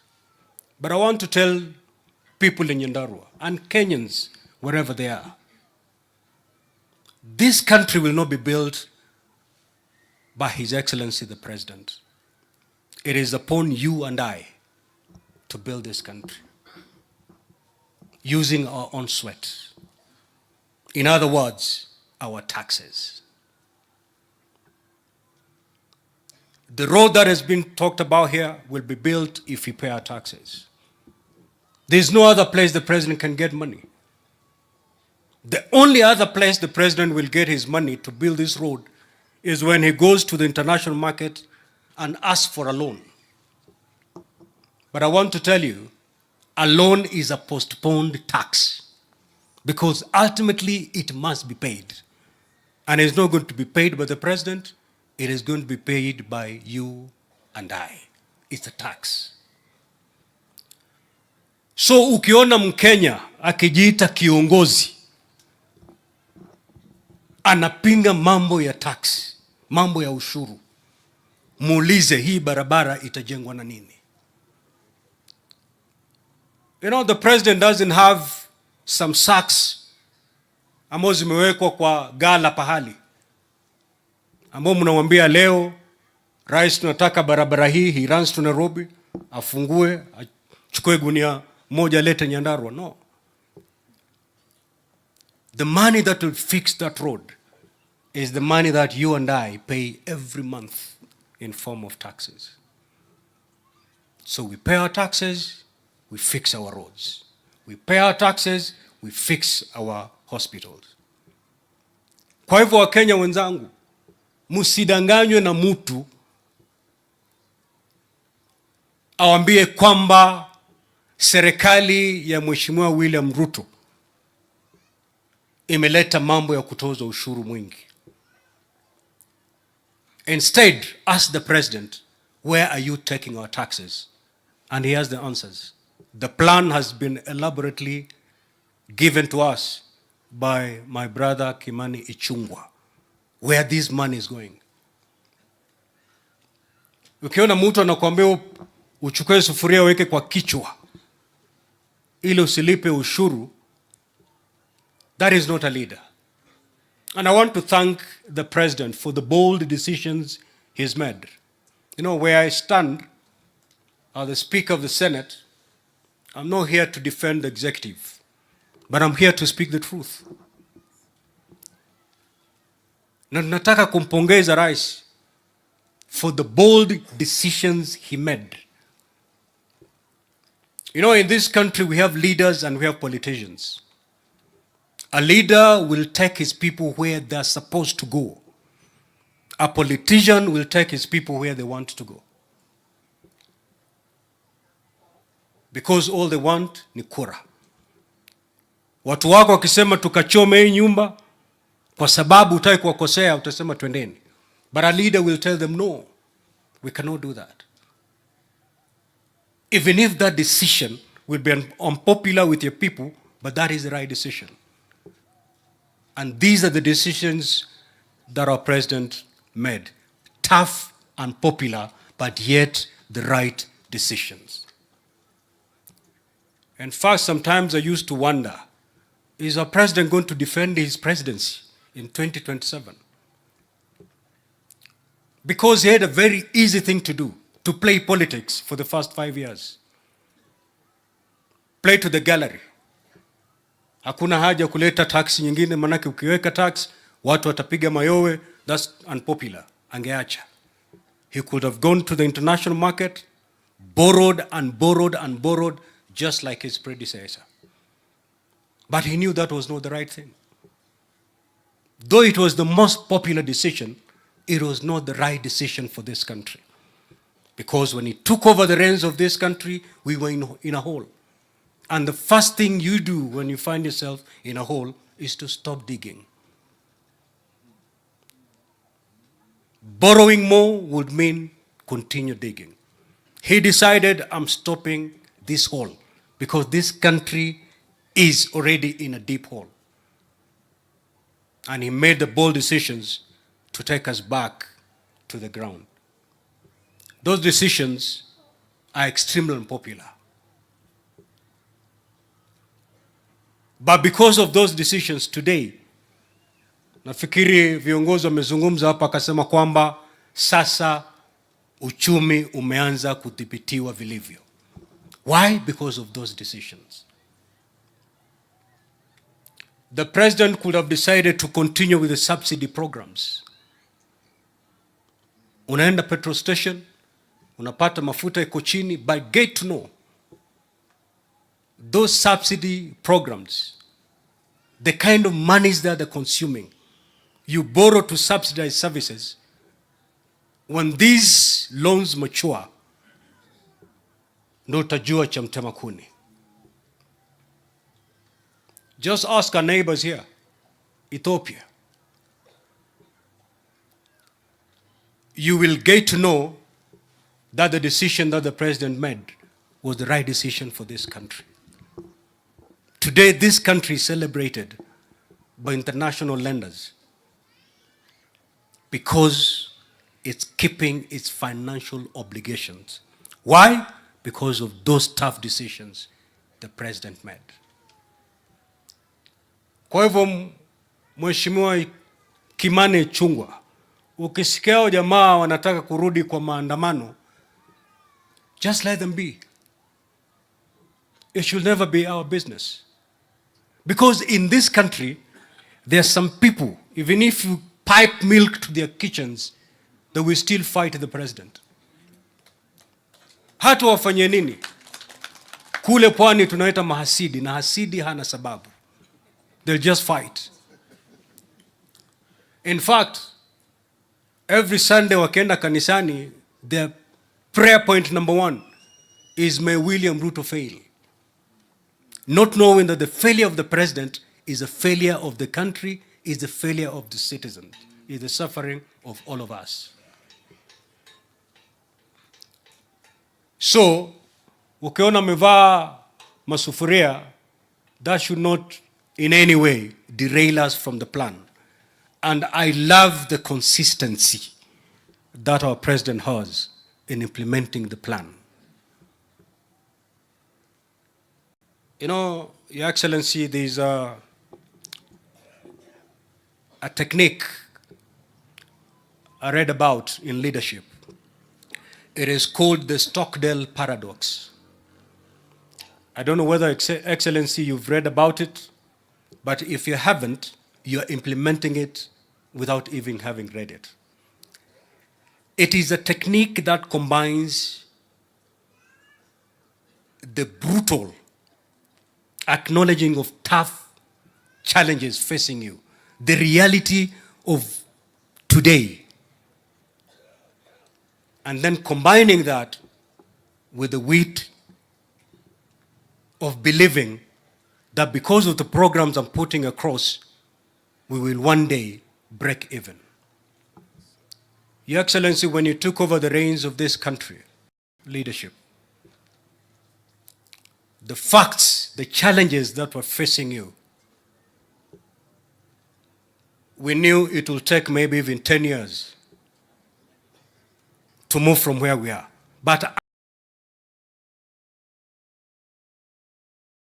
under 1 year, we have started seeing the positive changes because of the programs that we've brought about in this country.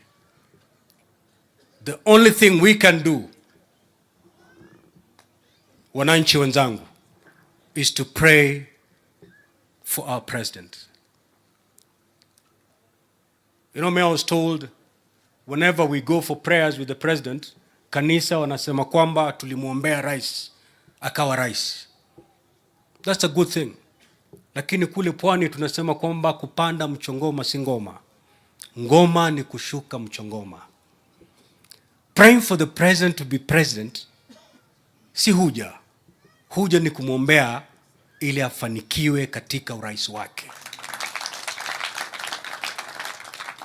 If we prayed for him to be the president, we need to even double our efforts so that he succeeds.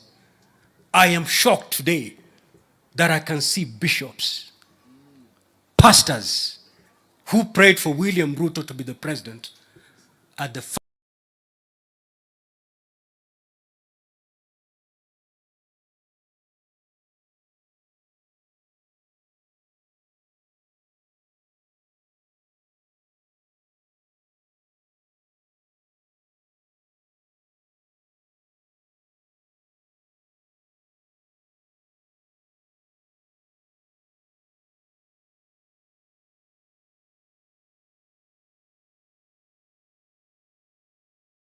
Wajua daktari wa jipu hapongezi wakati anatibu jipu. Because wakati anatibu lile jipu, hata kofi anapigwa. It is so painful squeezing a boil. And unless you squeeze it, it will never heal. But the process is extremely painful. That is exactly what Dr. William Ruto is doing, squeezing the boil. Kenyans, we are going to feel the pain. True, hata mimi, I'm feeling the pain. Nani anasherehekea kulipa ushuru? Hakuna.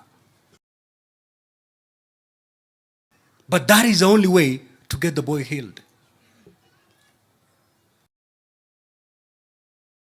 So let's go through this short-term pain for long-term prosperity of this country. And that's why we need to pray for our leader so that he implements fully that plan. Back to the family, Methu, your siblings, Mama Janet, sote tumekuja hapa na leo tunakumwombea Mwenyezi Mungu airehemu roho ya mwenda zake pahala pema peponi. Asanteni sana. You know, I used to think I knew people who speak the truth, nothing but the truth, so help me God. Because every time, as a lawyer, I used to go to court every day. And before a witness testifies, anapatiwa Biblia. Na anaapa kwamba nitazungumza ukweli mtupu, wewe Mwenyezi Mungu nisaidie. Then 3 minutes down the line, anaanza kigugumizi. But I came to learn of a man who does not require to swear by the Bible to speak the truth. If you know the truth and you're struggling with it, pass the mic to one Deputy President Rigiji. He will take it home. Welcome, Deputy President. Welcome.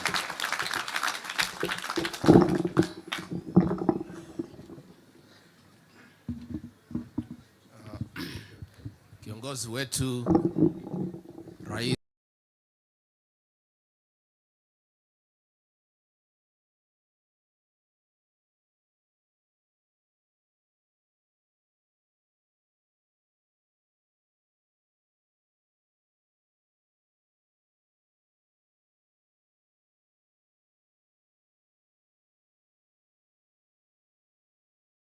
wa Jamhuri ya Kenya Dr. William Samoei Ruto,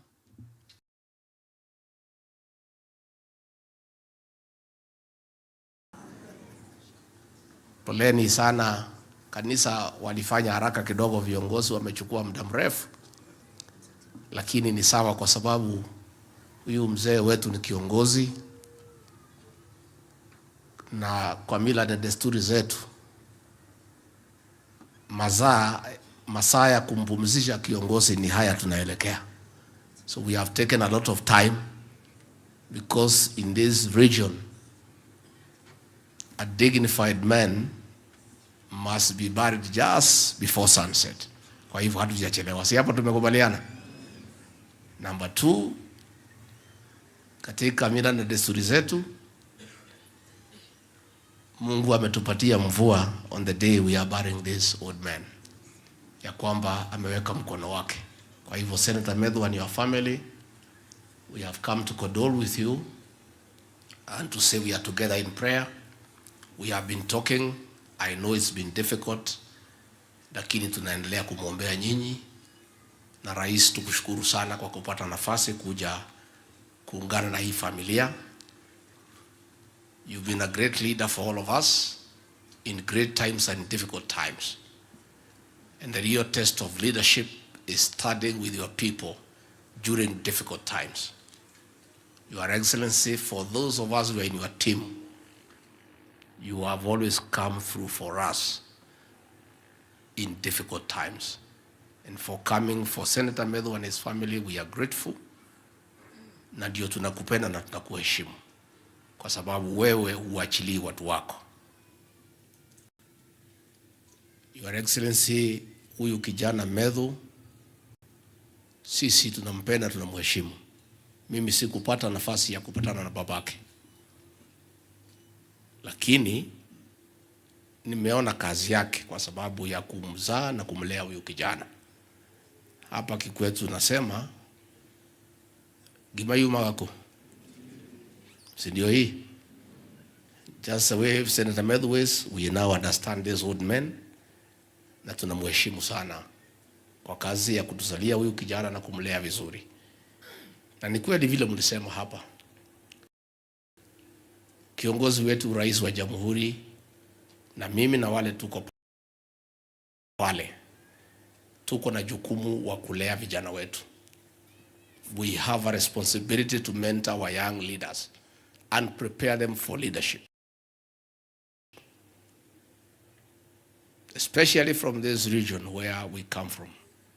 We were left in a very difficult situation when there was a deliberate policy to stop leaders rising.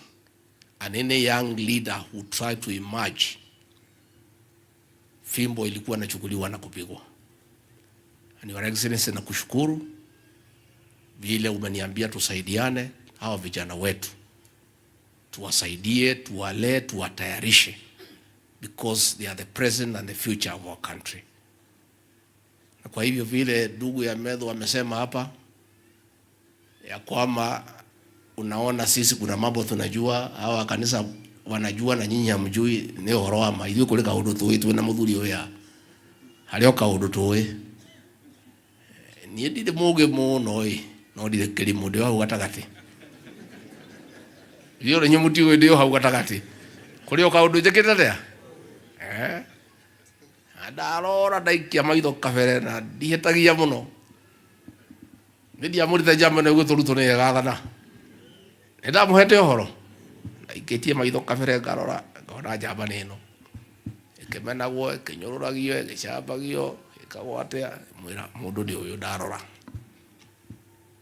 anake uyu wati gwo gwitwo Methu ndaikia maitho kabere ndirona gotherika giuka handu kega uguo ni atiriro na mahoya na akurio atibia ni mugutirira mwanake na mahoya. Huyu kijana anaitwa Methu anatusaidia sana na rais pale Senate na kila pahali, na ni kijana amejipanga vizuri kiakili, na ni kijana ambaye hana kwa hii maneno ya pombe na sigara na mambo ambayo inaharibu vijana wetu. And that is the way to go, our young leaders. Mkiingia kwa hii pombe na nini mtapotea. Mnajua vile hii pombe imetufikisha hapa. And we have a problem, Your Excellency. This region, Your Excellency, kama si wewe, nilikuja kwako nikakulilia. Nikakuambia rais wetu, watu ya hii mlima alikuchagua almost 100%. Lakini serikali iliondoka, iliwachilia hawa. Ile pombe yote mbaya ndani ya Kenya ilielekezwa hapo kwa mlima Kenya. Kweli ama uongo? And nobody was bothered, Your Excellency. Sumu ilikuwa nauzwa kila pahali. Vijana ni walevi saa 4 saa 5. Hawa vijana na ni vijana wameoa, kuliko kulala kwa kitanda wanalala chini ya kitanda. As a community we were getting almost extinct. Rais ukakubaliana na mimi ukaagiza tuanze hiyo vita. And I want to report to Your Excellency, nimetembea area hii wakati ya Christmas. And 70% we have succeeded. We have young people. Mimi nikiwa hapo 24th nisema akina mama wakuje na wazee tukule sikukuu pamoja. Tukasema wakina mama wale wazee wapige line kwanza wachukue chakula, wakachukua. Tukasema next ni ile akina mama wako na watoto. Line ikapigwa kutoka hapa mpaka huko. Tukaona hata chakula itaisha. Bado tukasema next wale wamama wajawazito expectant. Line ikakuwa mrefu zaidi. I was a very proud leader that our community is back and families are gonna succeed.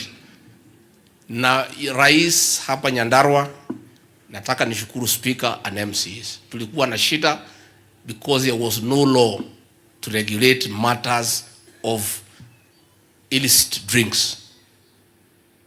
But hapa Nyandarua bado kidogo. Atimia nethirete biyo kana yo kuo nethirete kere yo kuo County Commissioner and your team bado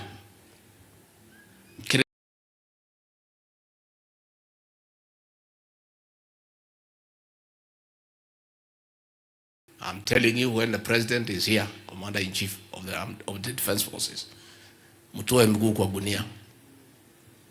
Mtoe miguu kwa gunia. Neguo. We must protect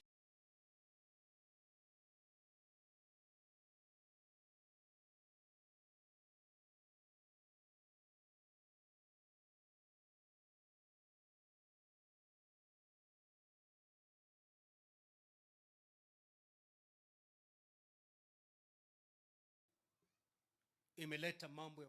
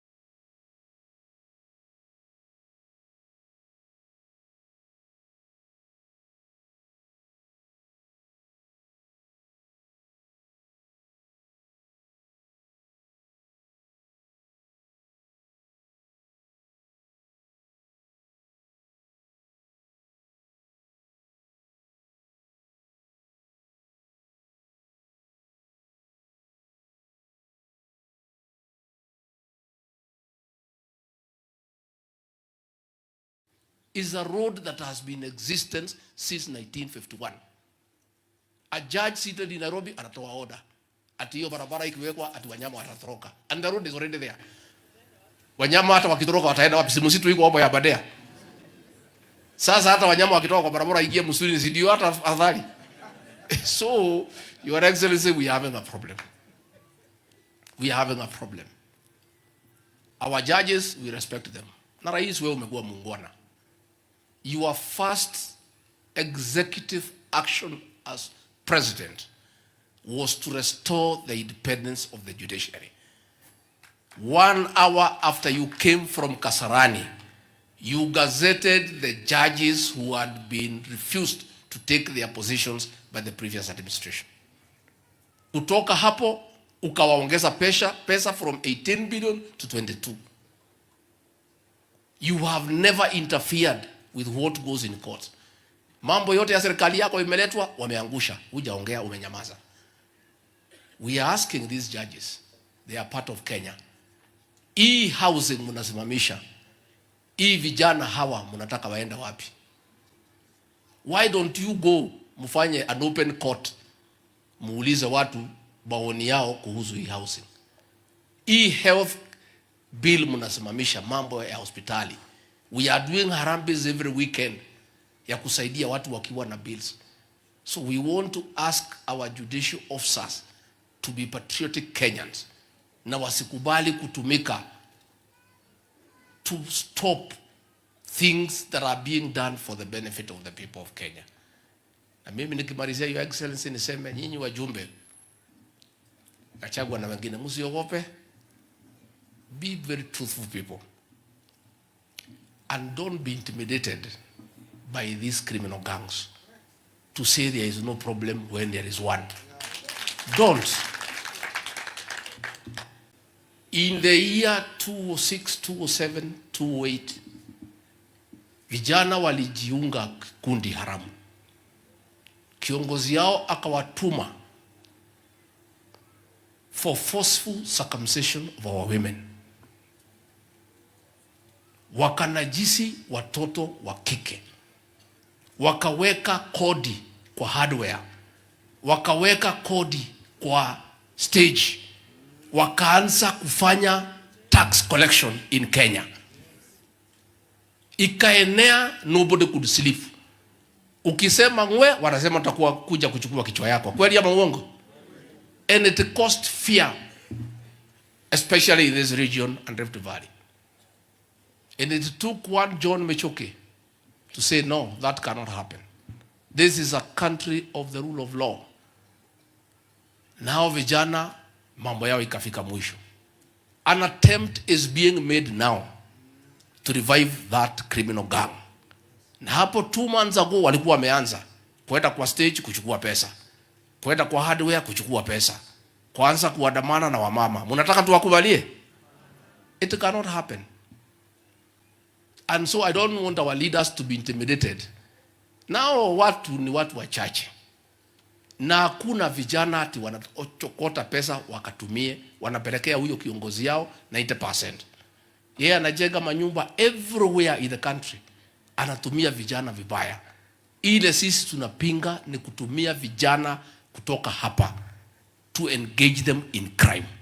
We have a responsibility to protect our young people from being misused by anybody to engage in criminal activities. Na mtu asituambie ati vijana ni ya jamii yetu. Hao wakina mama walifanyiwa hiyo vitendo baya ni wa jamii gani? Ni wa jamii gani? Hawa watu ya matatu walilazimishwa kutoa kodi ni wa jamii gani? Hawa wasichana walibakwa, wasichana wadogo ni wa jamii gani? Are you telling us that because criminals come from our community waharibu wa mama wetu tukiona? Let nobody tell us, Your Excellency.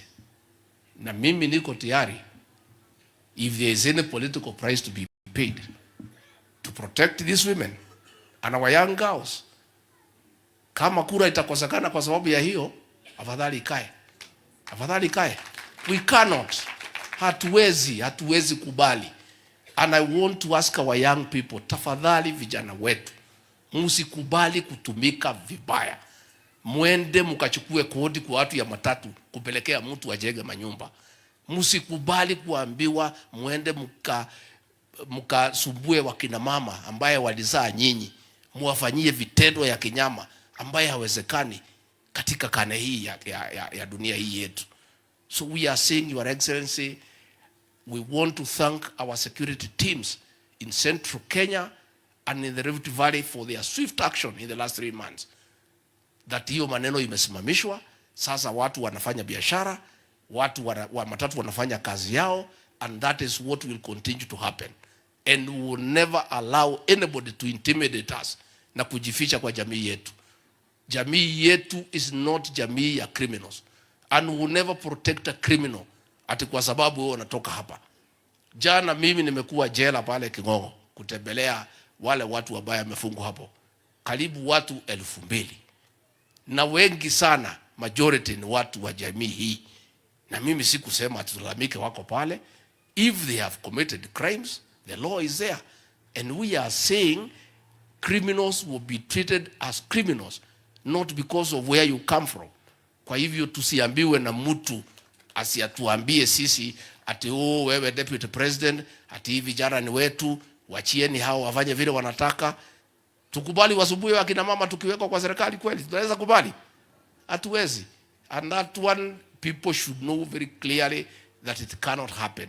And the fifth administration, led by President William Ruto, is not the one that will allow the resurgence of that criminal gang or other gangs ya kuja kusubuana na wananchi. And in the same token, even what has happened in Meru, huyo kijana ameuawa, the law must take its course. Na tungetaka DCI to quickly conclude those investigations, and whoever is responsible must face the law, irrespective of your political persuasion, irrespective of your status in society, because the law is uniform to the people of Kenya, and that is what must happen. Kwa hivyo Rais, sisi tungetaka tukushukuru kwa kupata nafasi kuja kufariji na sisi hapa Nyandarua, na Rais anapenda Nyandarua, Senator wa Trans Nzoia. If you don't know, ametoa naibu wa rais hapa ya Nyandarua. Sasa atakosa kuja hapa, aende wapi? Mimi ni mtu hapa. Sasa hata mimi namwambia rais twende nyumbani. Tena watu ya Nyandarua wamemuonesha mapenzi. You know, everybody likes being loved. Najua kina mama wanafikiria nyinyi ndio mnataka kupendwa peke yenu. Unajua twende takuwa dokate huo. Goro yako ni rakena. Goro kwega tuma goro yakwe kaigua wega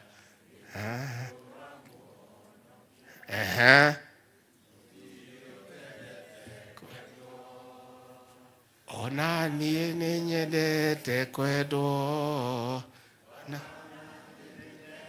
te kwedo hau muno. Rais, sisi tunakupenda. Na sisi tunasema hakuna mtu hataki kupendwa. Unajua kina mama hawa wanafikiria peke yake ndio nataka kupendwa. Hata rais tukimpenda si atakuja hapa kila wakati. Rais, sisi tunakupenda na wewe tufanyie kazi. Na wewe hapana subuka na hii watu wanaongea mambo mingi. Rais Kibaki alipoingia pale 2002, mwaka wa 2003 at 2004 alikuwa anapigiwa kelele na kila mtu. Oh, ameleta VAT, amefanya nini, akapigiwa kelele, akanyamaza, akaendelea kufanya kazi. Mwishowe akimaliza miaka yake 10. Si kila mtu anasema Mwai Kibaki ndio rais wa pekee Kenya. Rais, wewe umeshika ile line ya Mwai Kibaki. Kanyangia hapo rais wetu. Kanyangia hapo. Hii maneno itapita tu, wacha hii watu wapige kelele. Hata nimeona sasa wametafuta wengine ati wanaitwa watu ya opinion poll, au watu wamesema Raila atashinda mara 5. Sasa hiyo watu wewe unaweza kuwasikiza? Forget about these fellows. This is the old script, old narrative by the same characters that means nothing. Wewe rais wetu, wewe fanya kazi. Sisi tuko hapo kuunga wewe mkono. Na sisi tunakushikilia, and we are supporting you. Na unajua sisi waoga, we are there supporting you, and I want to assure you, Your Excellency, nobody can incite this region against you. These are very intelligent people. Watu naonanga wamenyamaza na mnai hakuna kitu wajui. These are people ambaye wanaelewa. Wewe umepata nchi, deni ndio hiyo. When Mwai Kibaki left this country, ilikuwa na deni ya 1.8 trillion.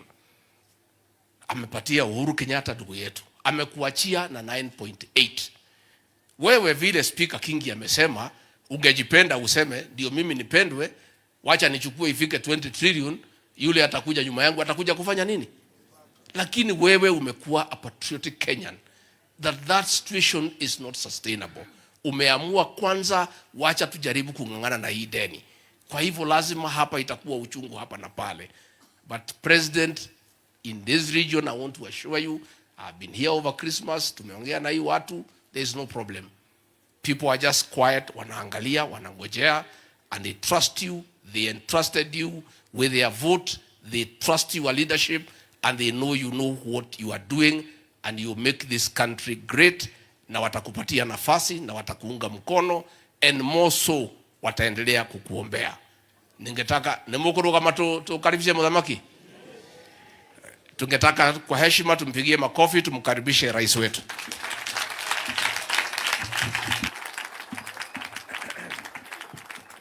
Asanteni sana, tafadhali tuketi chini, asanteni. Mama wetu, Mama Janet Maigo na family ya ndugu yetu Senator Methu wa hapa Nyandarua, maaskofu wetu wote, viongozi wenzangu na watu wa Nyandarua, amjambo. Ando wa Nyandarua moriega. Mwathani agosho. Bwana Yesu asifiwe. Hebu mnisalimie hewani hivi nione. Asanteni sana.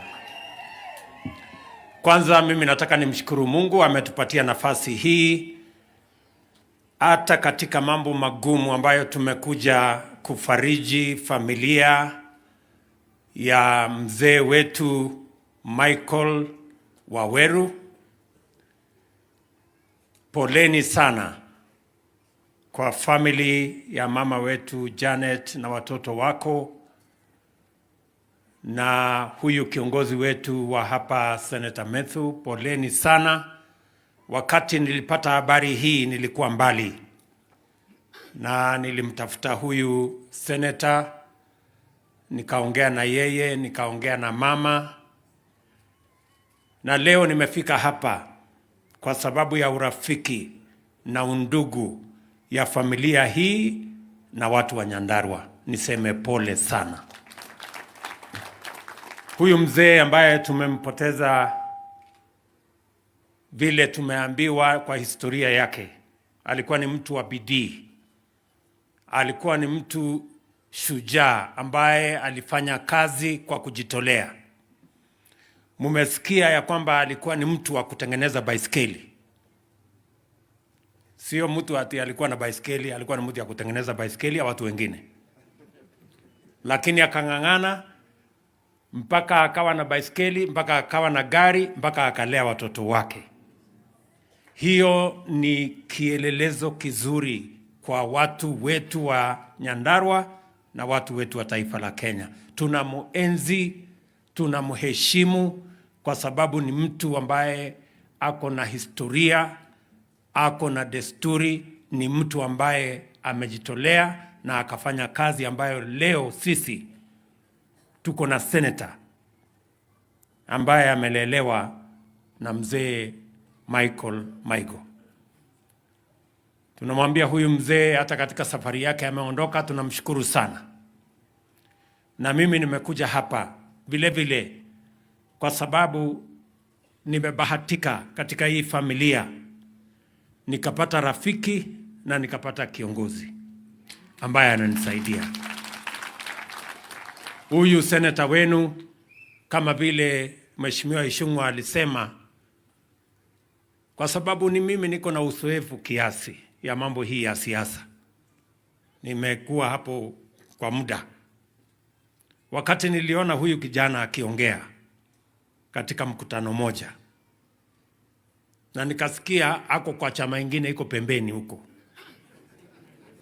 nikatuma huyu Ishungwa nikamwambia, mimi naona kuna kiongozi hapa, lakini atakuja kupata majeraha kubwa akikaa kule. Na nataka nikushukuru my friend senator kwa sababu ulikubali mwito wetu uungane na timu yetu, ndio tuombe hawa kura watu wa Nyandarua tukiwa pamoja. Na vile vile kama vile imesemekana walikuwa na huyu Karungu Wathang'wa, na wakawa vijana wazuri, nikaona kweli hapa kuna viongozi, na nimefurahi sana. I am a very happy person kwamba hawa vijana wamepata nafasi ya uongozi. Mimi nataka niwahakikishie vile Deputy President amesema, tutasaidia hawa vijana, tuwapatie mentorship, ndio wawe vijana wanaweza kutusaidia na uongozi wa kesho na kesho kutwa. Mimi nafurahi sana kwamba mzee hata ingawaje ametuacha, alitulelea huyu kijana na ndugu zake. Hapa tuko na familia ya watu wa kufanya bidii na kufanya kazi. Mzee akawa ni baba wa huyu kijana wa kumlea, kumzaa na kumlea. Mimi nikawa na bahati ya kuwa ni baba wake ya kisiasa. Pia ni mpange vizuri vile mzee alimpanga vizuri pale nyuma. So Senator Methu, na nataka nimwambie mama Janet, huyu kijana usikuwe na wasiwasi. Ako katika mikono yangu, nitampanga vizuri. Na ukisikia analalamika ni vile nimemnyorosha ndio akae mzuri.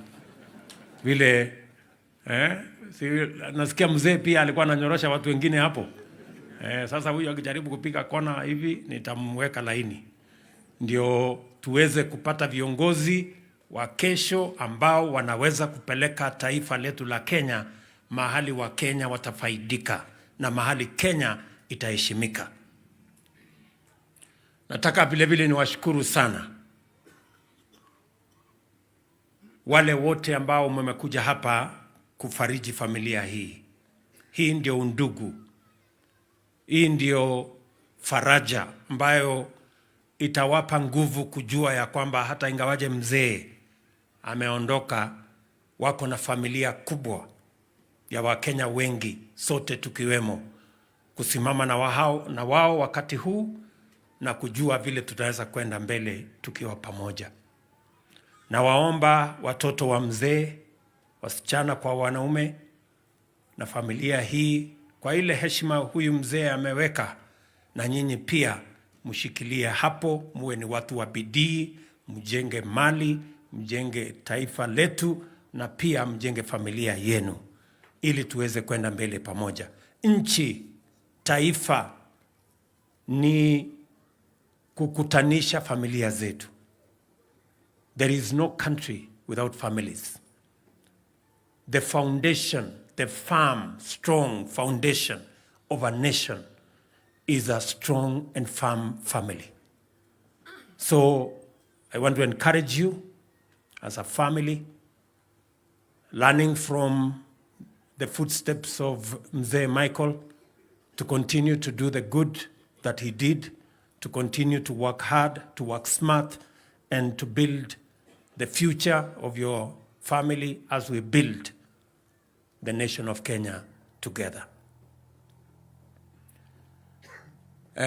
Poleni nilichelewa kidogo kwa sababu ya mambo ya, najua mimi ni mkulima kidogo pia. Ni wakati mimi sifanyi kazi hii, mimi ni mkulima pale nyumbani. Unajua hii kilimo ukienda mbali sana unakuta sengenge imeharibika. Unakuta sijui kazi gani imekwama. Sijui kazi gani ng'ombe imekwama kidogo. So nilikuwa nanyorosha watu pale, panga masaa kumbe inakimbia. Alafu pia tukawa na shida kidogo ya mambo ya weather. Lakini nilisema kwa vyovyote lazima nije hapa ili tuungane pamoja kuhakikisha kwamba familia hii inajua ya kwamba Wakenya wanasimama na wao, na pia tuweze kufarijiana pamoja. Watu wa hapa Nyandarua, mimi nataka niwashukuru sana kwa kuwa marafiki, kwa kuwa washirika, na yale mambo yote mmesema hapa nimeyasikiza kwa makini. Sio mambo mageni, ni mambo tumeongea pale mbeleni. Nataka niwashukuru pia ninyi na Wakenya wengine wote kwa sababu ya kutupatia muda. Mwaka mmoja uliopita tumepanga mambo mengi kwa sababu ilikuwa inatupasa tufanye hivyo. I want to thank the people of Kenya, the people of Nyandarua for giving us time to plan properly for our country so that we don't make mistakes.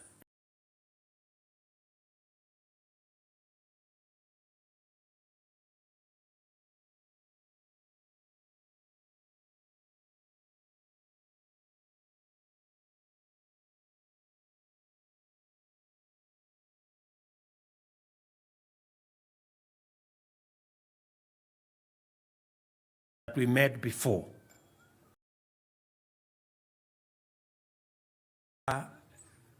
Leo na kesho ni mambo ya usoni na vile Kenya itanawiri tukiwa pamoja. Tuko na mahitaji mengi.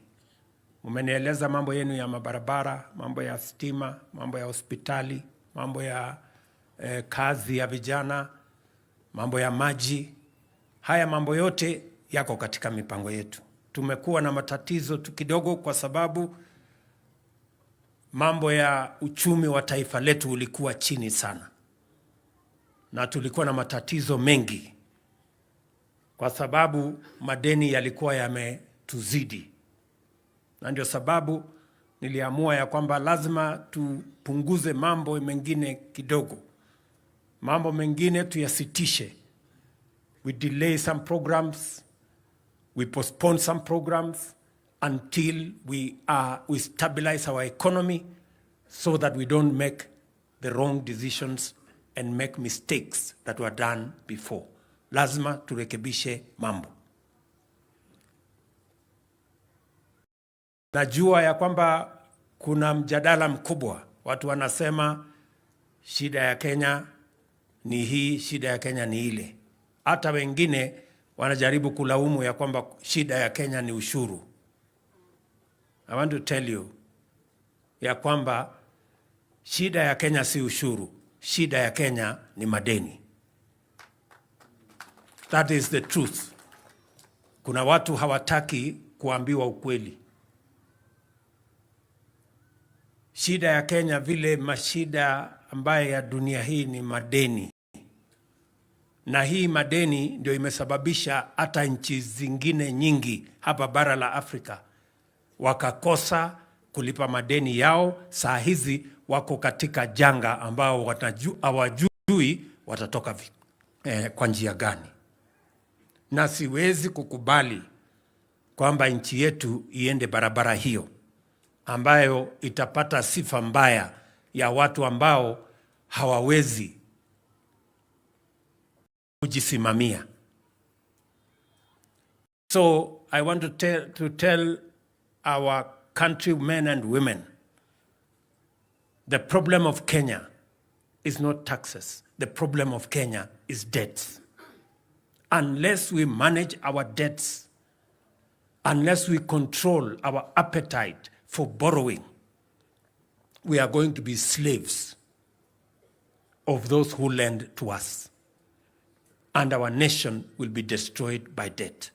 Many nations have been destroyed by debt. There is no single nation that has been destroyed by taxes.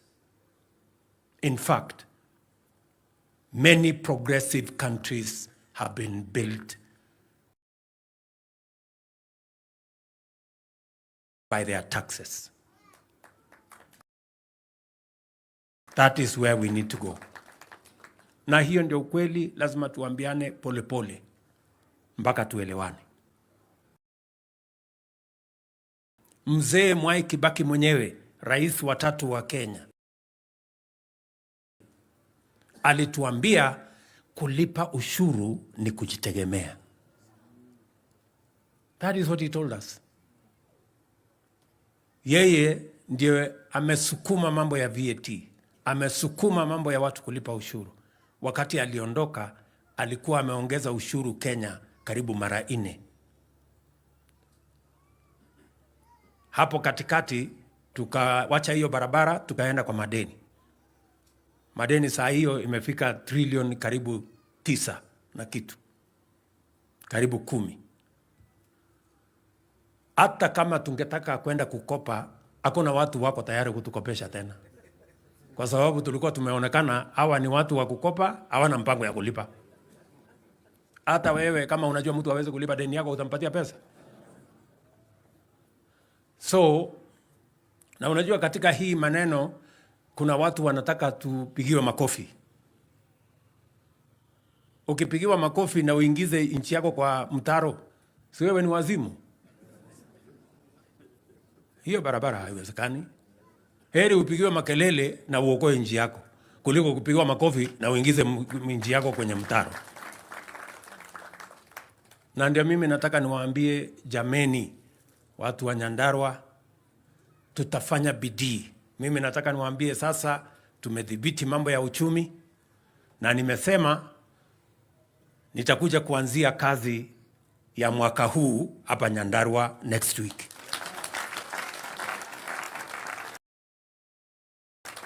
Vile hawa viongozi wamesema, sijui sasa ule jamaa wa wa Trans Nzoia atalalamika kiasi gani sasa, lakini nitakuja Trans Nzoia pia. Niko na nakuja Trans Nzoia hiyo wiki nyingine.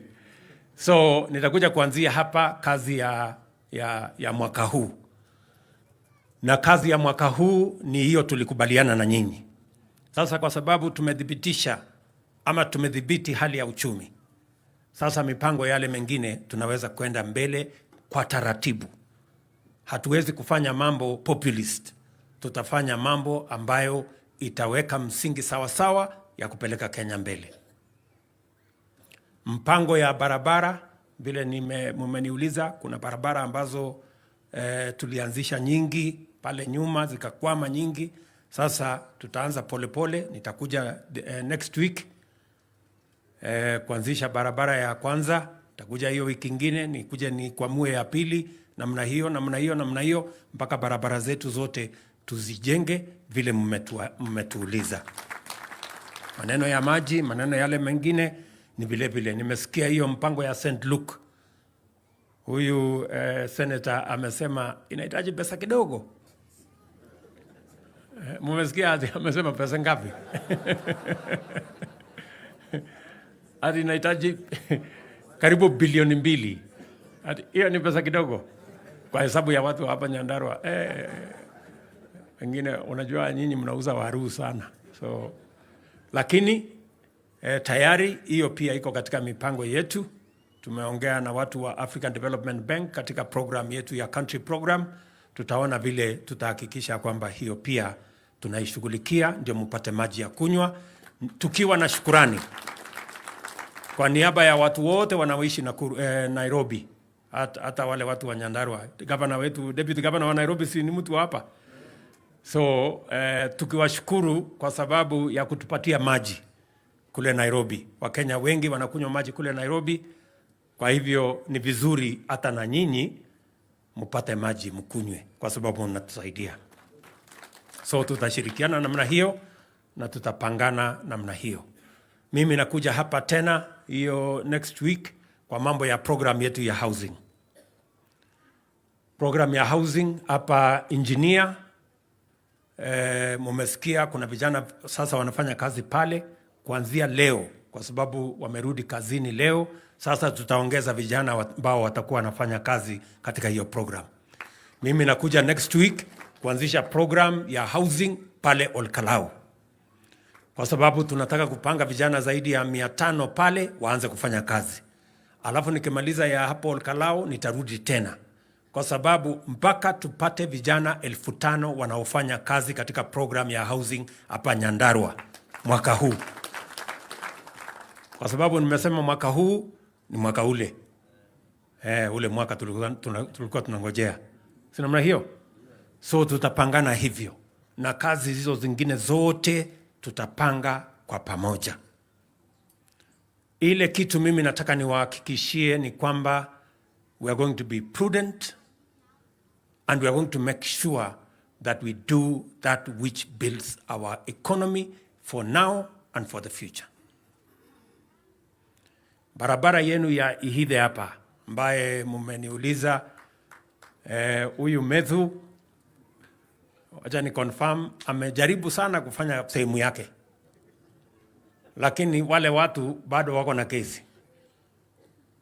So na hii kesi itabidi sasa tuwe na mjadala na watu ambao wanapeleka makesi kotini kuzuia maendeleo katika taifa letu la Kenya.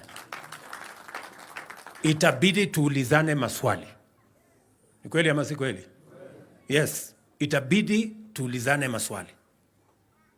Haiwezekani ya kwamba Kenya, maendeleo ambayo tumekuwa tukingojea miaka nyingi, mipango ambayo iko katika katiba ya Kenya, mipango imepitishwa katika bunge la Kenya, mipango ambayo wananchi wa Kenya wamepigia kura katika manifesto ya chama wamechagua, ati watu wachache 2, 3 wameenda kotini, wakahongana kotini mpango hiyo ikasimamishwa, barabara ikasimamishwa, universal health coverage inasimamishwa, mambo ya housing inasimamishwa.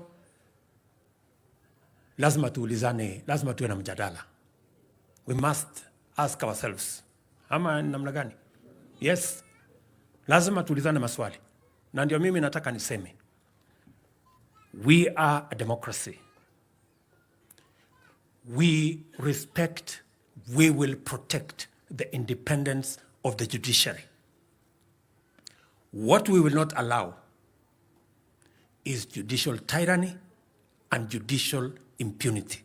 That we will not allow. That will not happen. Haiwezekani ya kwamba wakati tunaheshimu uhuru wa mahakama, watu wachache, watu ambayo ni beneficiaries, kama wale beneficiaries ambao wamekuwa wakiiba pesa yetu pale NHIF, 50% ya pesa ya NHIF zinafujwa na mahospitali chache, wakora chache, fake hospitals, fake doctors, wanafuja pesa ya NHIF. Tumesema ya kwamba tunabadilisha sheria. Hawa wabunge wamebadilisha sheria.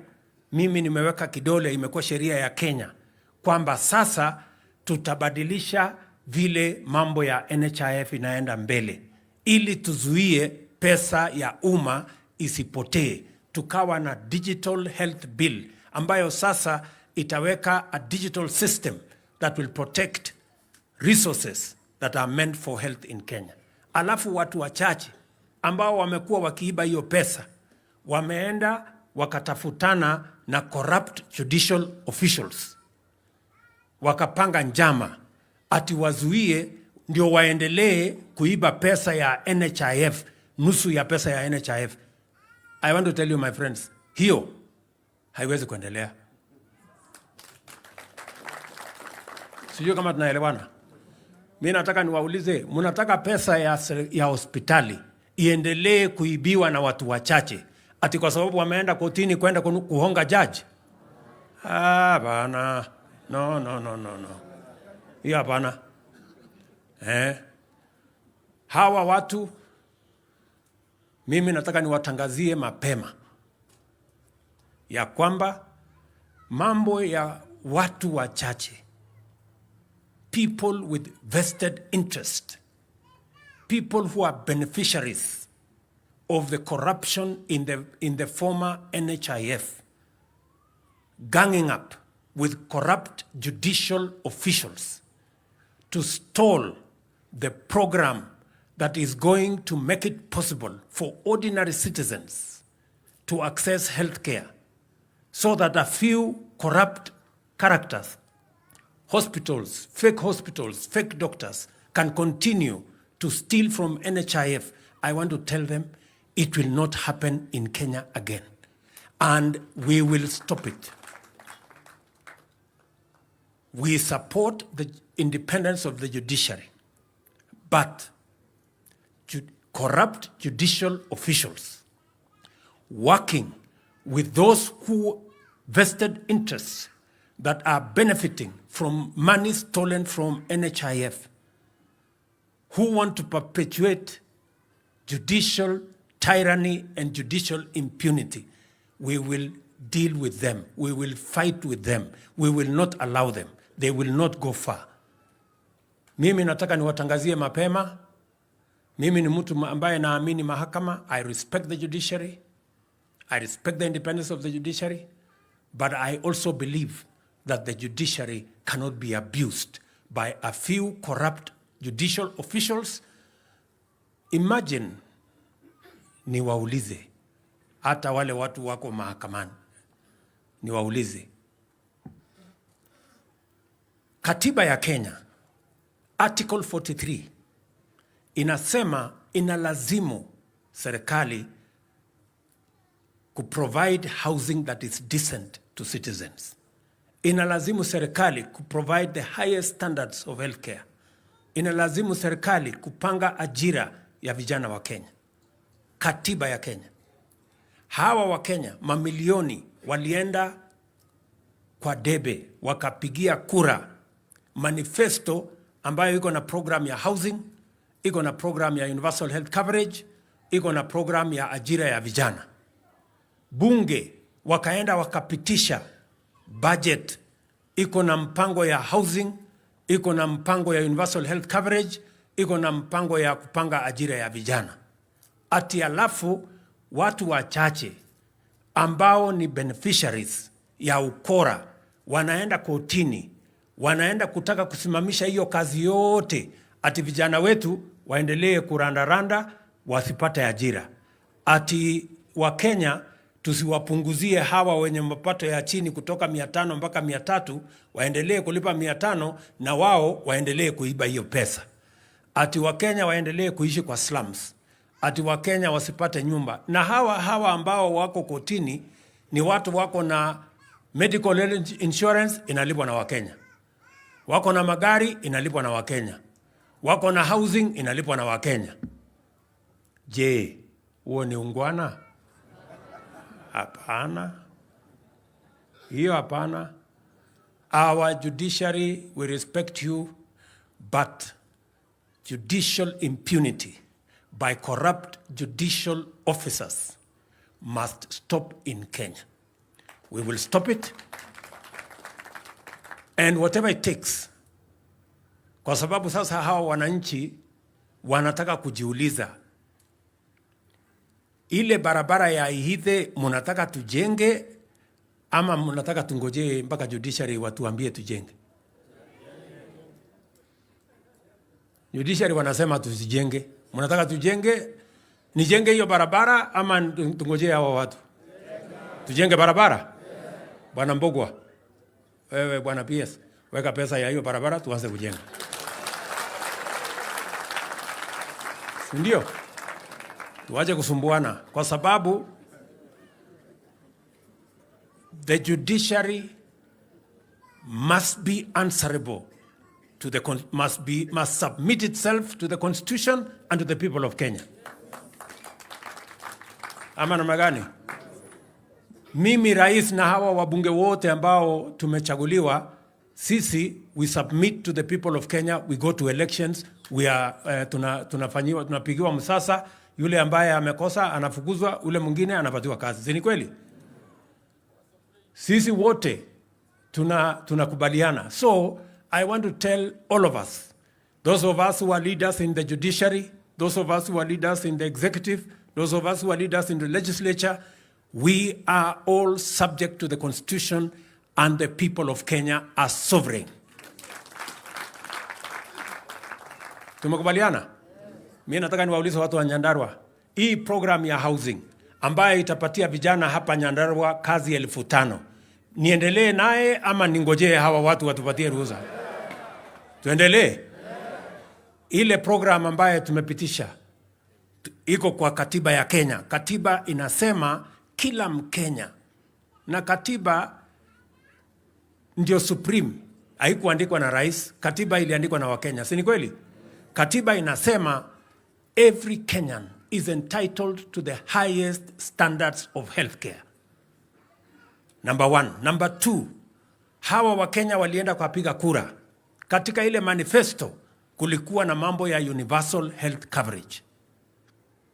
Ya 3, bunge wameenda wakapitisha sheria 4 ya kuhakikisha kwamba mambo ya universal health coverage inasonga mbele, na wananchi wale wako chini tunapunguza gharama yao kutoka 500 mpaka 300, na tunahakikisha ya kwamba hakuna Mkenya tena ataenda kuuza mali yake ili aende kulipa hospitali, hata kama ni ugonjwa wa saratani, hata kama ni ugonjwa wa diabetes, hata kama ni ugonjwa wa hypertension. Sasa kwa mara ya kwanza kila Mkenya ataenda hospitali atibiwe na aende nyumbani bila ya kulipishwa pesa.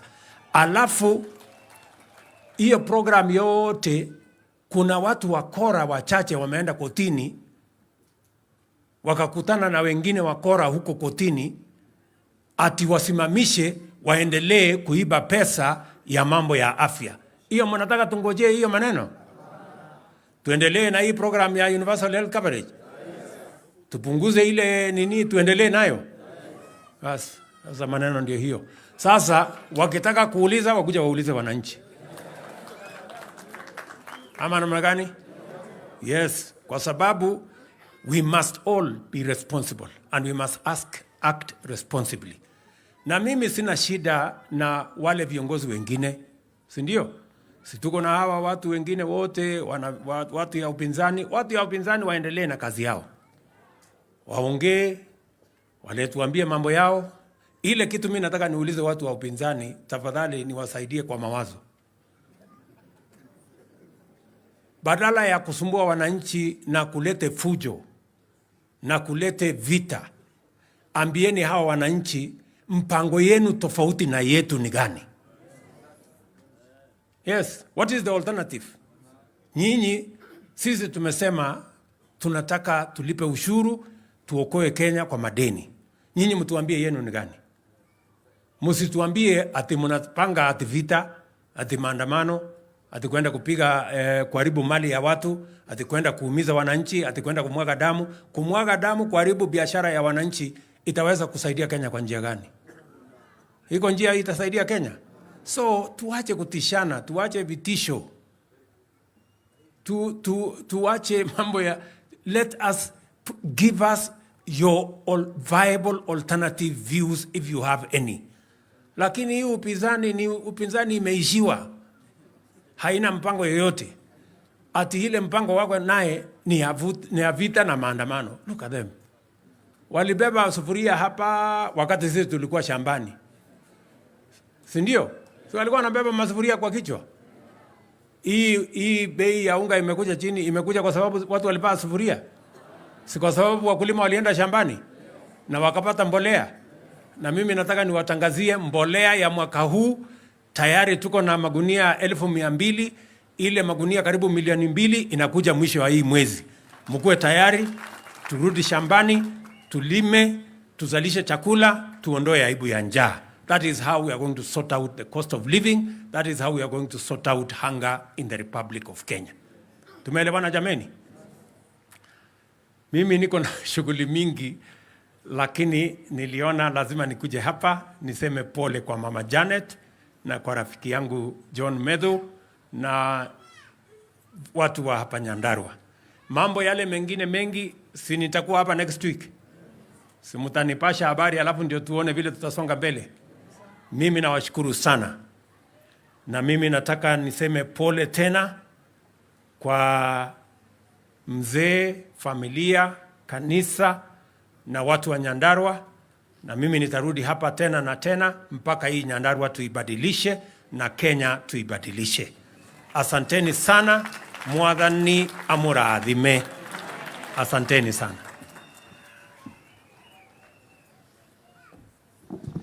Tumpongeze tena rais kwa makofi. Asante sana. Na niwaombe kwa heshima tuweze kuketi. Kwa ufupi sasa nataka nimwalike Reverend Dr. Njehia ili tuweze kuombea jamii na watuelekeze vile tutakavyotoka hapa tukielekea kaburini ili tuweze kumlaza mzee. Reverend Njehia, tafadhali kwa ufupi tuweze kuombea jamii tukiondoka tafadhali.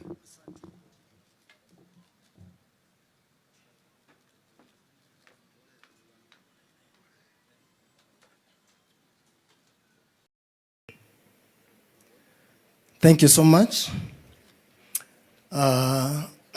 Sorry. Napenda kwa niaba ya jamii ya baba wetu mzee Michael niweze kumshukuru rais wetu wa Jamhuri ya Kenya for your personal contribution towards the demise of our father. I also would like to appreciate on behalf of the family of Michael, Your Excellency, once again I wish to appreciate you personally for your personal contribution to the demise of our father. I also would wish to appreciate on behalf of the family the contribution of our leaders towards the same. And I also on behalf of the family wish to appreciate the contribution of each and every one of us who are with us at the moment. Na niseme kwamba Mungu wa mbinguni awabariki. Hatuna muda mrefu mwingine. Hatuna muda mrefu wa kufanya. Your Excellency, we want to spend the remaining 6 minutes so that we can pray for the family. But slightly before we pray for the family, we would wish to pray for you, for your government, which is also our government. Before you came to lisema ya kwamba this is our government, we prayed for it, and as a Kranje family, we are very much behind you and behind your administration. And allow me, Your Excellency, to say one of the reasons as to why we are behind you is because we have noted your credibility, we have noted your strategies, your policy, and your consistency, and we are very, very proud of you. This time, I want us to move on, and on behalf of the family once again, we are very proud of you because of many things, but beside those, we are very happy of the initiative that you have taken of mentoring young readers, and we want to believe that something is happening and it will really happen to the glory of God. Kwa hivyo nataka tuombe maombi matatu. Ningempenda kumwalika Askofu Moses mahali yalipo akuje pamoja na Pastor Gitonga aweze kusimama tafadhali. Tutasimama karibu na jeneza hiyo. Alafu tutauliza jamii, tutasimama kwa sababu ya maombi na tutakaribia tu kidogo kwa jeneza. Tutaombewa na ndugu wetu Gitonga, lakini kabla tuombewe na kwa familia, tutamuuliza Bishop Moses atuombe kwa sababu ya serikali yetu, na vile vile atuombe kwa sababu ya mwaka huu mpya ambao Mungu ametupa, na ili tupate muongozo katika mwaka huu, serikali yetu tupate muongozo katika jina la Yesu. Kwa hivyo Bishop Moses atuombe, kisha baadaye tuombe na Gitonga kwa sababu ya familia, kisha baadaye nitawaambia vile tutaondoka. Karibuni. Amen. Bwana wetu asifiwe. Ningeomba tukaweza kusimama kwa sababu tuko na wakati mzuri tunaposimama mbele za Mungu. Tuombe kwa ajili ya taifa na mwaka huu. Tunaamini ya kwamba Mungu ako nasi kama vile alituongoza last year, atakuwa nasi na taona makubwa. Tuamini na tuombe. Baba wetu unaoishi mbinguni, tunakushukuru sana kwa wema na fadhili zako. Tumeona uaminifu wako tangu tulipopata serikali hii 2022 katika hali ya maombi. Kulikuwa na changamoto nyingi, lakini tunashukuru kwa sababu tuliona mkono wako ukileta ushindi ambao tulipata rais wetu Mheshimiwa Ruto na deputy wake Rigathi Gachagua na viongozi wengine ambao walichaguliwa. Tunashukuru kwa sababu pia uliweza kuwaongoza katika kuchagua viongozi, ministers na wengine ambao wanasaidiana katika kazi hii. Mahali umefika sasa, hatusemi ni bidii yetu, lakini Bwana umehusika. Hivyo twasema upokee sifa na shukurani. Mahali tumeona Bwana ukitengeneza uchumi wetu, ni wewe tu umefanya hivyo. Tulikuwa na ukame katika miaka kadhaa ambayo ilikuwa hapo mbele, na tukaanza mwaka uliopita katika hali ambayo ilikuwa na changamoto ya njaa. Familia nyingi zilikuwa zinachangiwa kupata chakula, lakini tumemaliza mwaka huu unga na chakula chingine zikiwa kwa wingi katika taifa letu. Pia tunasema ni asante kwa sababu tunaendelea kuona baraka hiyo ya mvua ikiwa pamoja nasi. Na lako linasema ya kwamba mahali ambapo kuna umoja unaachilia baraka zako. Tunashukuru kwa umoja ambao umepatikana kwa viongozi wetu wa kitaifa. Tunashukuru kwa sababu pia tumeona uaminifu wako katika umoja hata kaunti hii yetu ya Nyandarua, na kwa hivyo tunasema upokee sifa na shukurani. Kuna mambo mengi ambayo serikali imeahidi na tumeanza kuhisi na kuona ukitendeka. Upango na wanadamu, lakini wewe hufanya utimie. Sasa hivi tunapoingia siku ya pili katika mwaka huu wa 2024, tunautenga kama vile tulivyoomba, na kuubariki ukaweze kuwa baraka tele. Kwanza tunaomba amani ikatawale katika taifa letu, tukikataa na kufuja ngome zote za shetani, tukitangaza taifa letu litasimama, na mwaka mwingine tutakapokusanyika pamoja, sio kwa sababu ya mazishi kama haya, lakini kwa kusherehekea ukuu wako na kuiona na tukisema vile umetenda, tutakushukuru. Kwa hivyo ulinde rais wetu pamoja na viongozi wanaofanya pamoja, viongozi wetu katika ngazi zote Bwana, ambao umepatiana, uweze kuwabariki. Hatuwezi kusahau na kubariki taifa, kanisa lako ambalo ulisaidia likaomba, na siku ya leo tunashukurani kwa sababu umeendelea kufanya makubwa. Zaidi ya hiyo, tunaomba nguvu zako zikaendelee kufanya kazi katika kanisa. Tunapokuomba ukasikie. Tunajikabidhi zote mikononi mwako, tukiamini hili taifa litasimama imara for the glory and honor of your name. Katika jina la Baba, jina la Mwana na Roho Mtakatifu tumeomba na pia tumeamini. Amen.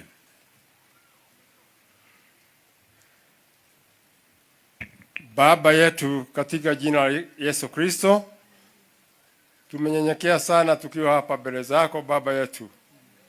Tumeona upendo wako mwingi, tumeona upendo wako mwingi, hata rais wetu tuko pamoja naye. Tuko hapa ndio tuweze kukumbuka hii familia ambao imewachwa na baba yao, sababu uliona ni vyema umchukue, sababu siku zake zilikuwa zimeisha. Sasa tuko hapa ndio tuweze kuinua hii familia mbele zako, ndio uweze kuwaonea huruma Baba. Wewe ndio unatenda kulingana na mapenzi yako Baba, na tunajua wakati ulipanga kumchukua Musa, ulikuwa umemwandaa Yoshua ndio akakalia hicho kiti cha Musa. Hata wakati huu tunaona hii familia pengine inaona shida sana, sababu kiongozi wao ameenda. Lakini wewe Baba, simama na hii familia, Mama Waweru na watoto wake. Ukumbuke seneta wetu sana, sababu ameguzwa sana na hii kifo cha baba yao. Tumekwambia Baba, tukijua utatenda yote. Wewe ndio unaweza. Sisi tunajaribu kusema kwa maneno, lakini maneno pengine yanashindwa. Lakini kwa uwezo wako Baba, hii familia itasimama, sababu utasimama na wao. Tumesema asanti, ukiendelea na familia hii kuwapea nguvu, na mahali baba yao alikuwa anakaa, wewe Mungu unajua nani mwingine atakakaa. Tumesema asanti, hata tukiendelea kutamatisha utakuwa pamoja nasi, na tumesema asanti kwa vile umetupatia mvua ya kuonyesha ya kwamba unatubariki. Tuwasema asanti tukiwa pamoja, na ni katika jina la Kristo Yesu Baba yetu tumeomba. Amen. Nitaomba wachungaji mtatutangulia pale mbele, alafu kanisa mtatusaidia kubeba hii mwili, kisha baada ya mwili familia itafuata mwili, na nyuma ya familia hapo ndipo rais wetu pamoja na naibu wake watakuwa, alafu ili tuendelee mpaka mahala ambapo tunaenda kulaza mwili wa baba yetu. Wachungaji tafadhali, alafu kanisa tafadhali karibuni, na ili mtusaidie kubeba mwili. Wachungaji tutangulie mbele, alafu mwili utafuata, familia ndio itafuata mwili, alafu naye rais wetu pamoja na naibu wake na watafuata familia. Tafadhali.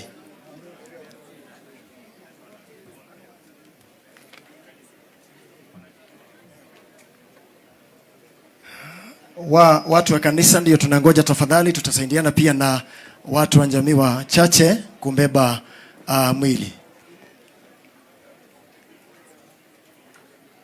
Familia mtafuata mwili, familia mtafuata mwili.